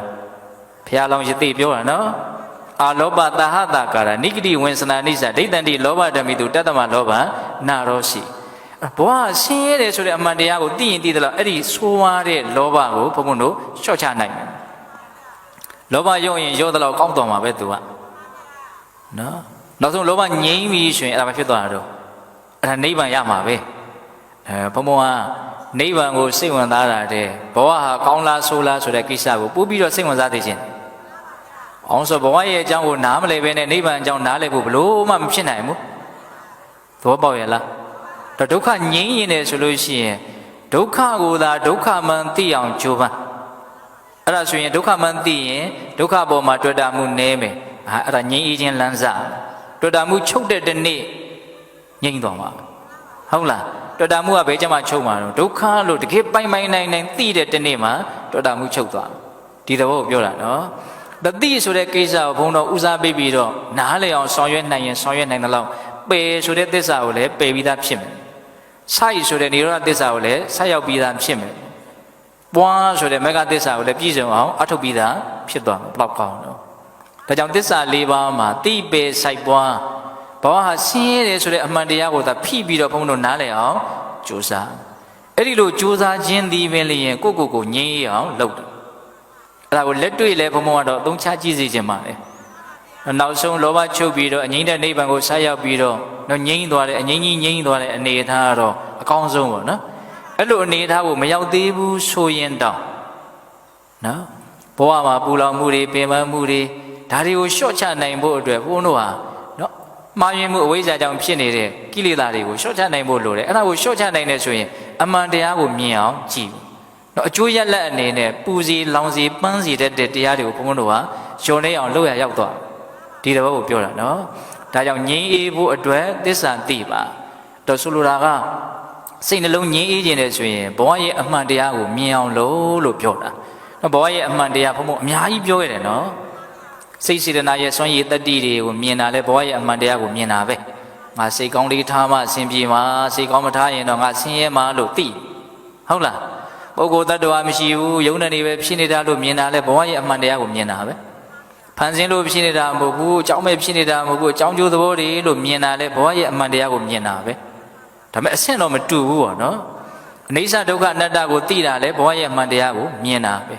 နောက်ဆုံးသစ္စာ၄ပါးကိုသိပေဆိုင်ပေါ်တခါတည်းပိုင်းခြားပြီးတော့သိတဲ့အနေအထားတိရောက်အောင်မြင်မယ်ဆိုရင်တော့ဒါအထွတ်ထိပ်မြင်သွားတာသစ္စာကိုအထွတ်ထိပ်မြင်သွားတာအဲ့ဒီလိုမြင်မှပူလောင်မှုတွေအကုန်လုံးဟာငြိမ်းမှာဒါတော့ဘုန်းဘုန်းတို့သာသနာနဲ့တွေ့တဲ့အခါမှာမဖြစ်မနေဘုန်းဘုန်းတို့ရဲ့နော်စိတ်ထဲမှာကျွမ်းကျင်မှုရှိထားရမယ်အပိုင်းလို့ဘုန်းဘုန်းကဆိုခြင်းပါတယ်ဟုတ်လားသို့တော်လည်းပဲဘုန်းဘုန်းတို့တွေကဉာဏ်ပညာမထက်မြက်ကြသေးတဲ့အတွက်ကြောင့်ပြောရရင်ဘဝရဲ့အကြောင်းကိုမှန်မှန်ကန်ကန်မသိကြသေးတဲ့အတွက်ကြောင့်ဘဝကိုမမောမှုကလည်းအကြီးရှိမနေဘူးလားရှိနေသေးတဲ့အတွက်ကြောင့်ဒီဘဝမသေးခင်မှာလည်းဘဝကိုဖြတ်သန်းမယ်ပြီးရင်လည်းပဲဘဝတဏှာမကင်းသေးတဲ့အတွက်ကြောင့်ဘဝတွေကဆက်ပြီးတော့သွားအောင်မယ်ဖြစ်အောင်မယ်အဲ့လိုဆိုရင်ဒီဘဝနဲ့တန်တရားအတွက်ဘုန်းဘုန်းတို့ဘာအားကိုးမလဲဆိုရင်အစဉ်ပြေဖို့အတွက်မေတ္တာကိုအားကိုးသူ့ကိုလည်းဘုန်းဘုန်းတို့ပြစ်လို့မရဘူးဘာလို့ဆိုကျွတ်တော့နော်ဒီတဘဝလေးနဲ့အပြီးတတ်နိုင်မဲ့ပုံကိုယ်တွေမဟုတ်ကြသေးဘူးလို့ဘုန်းဘုန်းကလို့မြင်တယ်ဟုတ်လားအဲ့လိုဆိုရင်ဘုန်းဘုန်းတို့ဘာကိုအားကိုးမလို့မေတ္တာကိုအားကိုးမယ်နော်အစဉ်ပြေဖို့အတွက်မေတ္တာရှိပါနောက်ဆုံးဉာဏ်ထက်လာတဲ့တနေ့ကိုရောက်လာအောင်မှဉာဏ်လည်းရက်နေမှာမဟုတ်ဘူးနော်ဟာဒီလိုပဲမပြင်းမရိတကားတဲ့တစ်ဖြစ်ပြီးဖြစ်တစ်ဖြစ်ပြီးတစ်ဖြစ်နေရတဲ့အနေအထားကိုလည်းပဲဘုန်းဘုန်းတို့ဟာဉာဏ်ထက်လာတဲ့တနေ့မှာညီးငွေလာတာမျိုးဖြစ်လာနိုင်တယ်ဘဝလွတ်မြောက်ခြင်းစိတ်ပေါက်တဲ့တနေ့ကိုဘုန်းဘုန်းတို့ဟာရောက်လာနိုင်တယ်နော်အဲ့လိုရောက်လာပြီဆိုလို့ရှိရင်တော့ဘုန်းဘုန်းတို့ဟာမလုပ်ရမလို့သစ္စာသိအောင်ကြိုးစားရမယ်အခုလေးကစပြီးတော့အဲ့ဒီအနေအထားလေးကိုမြင့်မားလာအောင်ပြုစုပြောထောင်မယ်ဆိုရင်လည်းအလွန်ကောင်းမယ်ပေါ့နော်မြန်မြန်ငြိမ်းလေကောင်းလေပဲလေမိဆိုမှတော့မြန်မြန်ငြိမ်းသွားလေကောင်းလေဒုက္ခဆိုမှတော့မြန်မြန်ချုပ်သွားလေကောင်းလေကျွတ်တို့ကမငြိမ်းကျင်သေးပါဘူးမချုပ်ချင်သေးပါဘူးတခါတည်းဇိမ်ဆွဲပြီးတော့နေကျင်သေးတယ်ဆိုတာကမကောင်းမှန်းကိုမသိသေးလို့ပဲဟုတ်လားအဲ့တော့ဘုံဘုံတရားတော့ဘဝထဲမှာနေအောင်မယ်နေရအောင်မယ်ဆိုတဲ့အနေအထားကိုကြည့်ပြီးတော့အကောင်းဆုံးအားကိုးစရာတရားအနေနဲ့မေတ္တာကိုဘုံဘုံတို့တတိပြုစေခြင်းပါတယ်ဟုတ်လားနောက်ဆုံးဘဝကလွတ်မြောက်သွားဖို့အတွက်မြတ်စွာဘုရားတကယ်ဖြစ်စေခြင်းနဲ့ဆန္ဒတော်ကြီးပြီးဝဖို့ဆိုလို့ရှိရင်တော့ဘုံဘုံတို့သစ္စာသိအောင်ကြိုးစားသစ္စာမသိသေးရင်တော့ဘုံတို့အစဉ်ပြေတယ်ဆိုတာတွေကလည်းပဲပြောရရင်အမခံချက်တော့ရှိလာတယ်လို့မဆိုနိုင်သေးဘူးနော်ဒါကြောင့်သစ္စာမသိသေးတဲ့လူရဲ့ဘဝဟာတော့ဒုတ်ချောင်းတစ်ချောင်းကိုအပေါ်မြောက်လိုက်တယ်အရင်ကကြာရင်လည်းကြာမယ်ဖျားကြာရင်လည်းကြာမယ်လို့ဒီလိုဟောတာနော်မြတ်စွာဘုရာ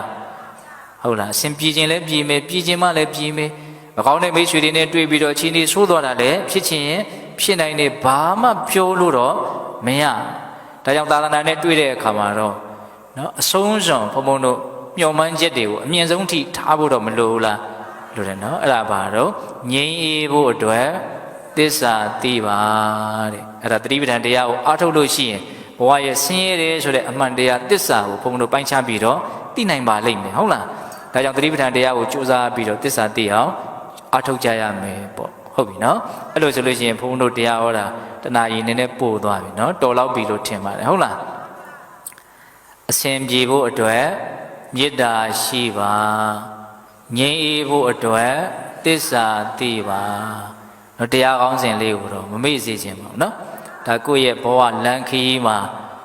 အကောင်းဆုံးလမ်းညွှန်ချက်တွေအကောင်းဆုံးဆရာတွေလို့ဒီလိုလည်းပဲဘုံဘုံကမြင်စေခြင်းပါတယ်နော်ကိုယ်အကောင်းဆုံးဖြစ်အောင်တတိပေးနေမယ်စကလုံးလေးတွေဖြစ်မယ်လို့လည်းထင်ပါတယ်ဟုတ်လားအစဉ်ပြေဖို့အတွက်မေတ္တာရှိပါငြိမ်းအေးဖို့အတွက်သစ္စာသိပါ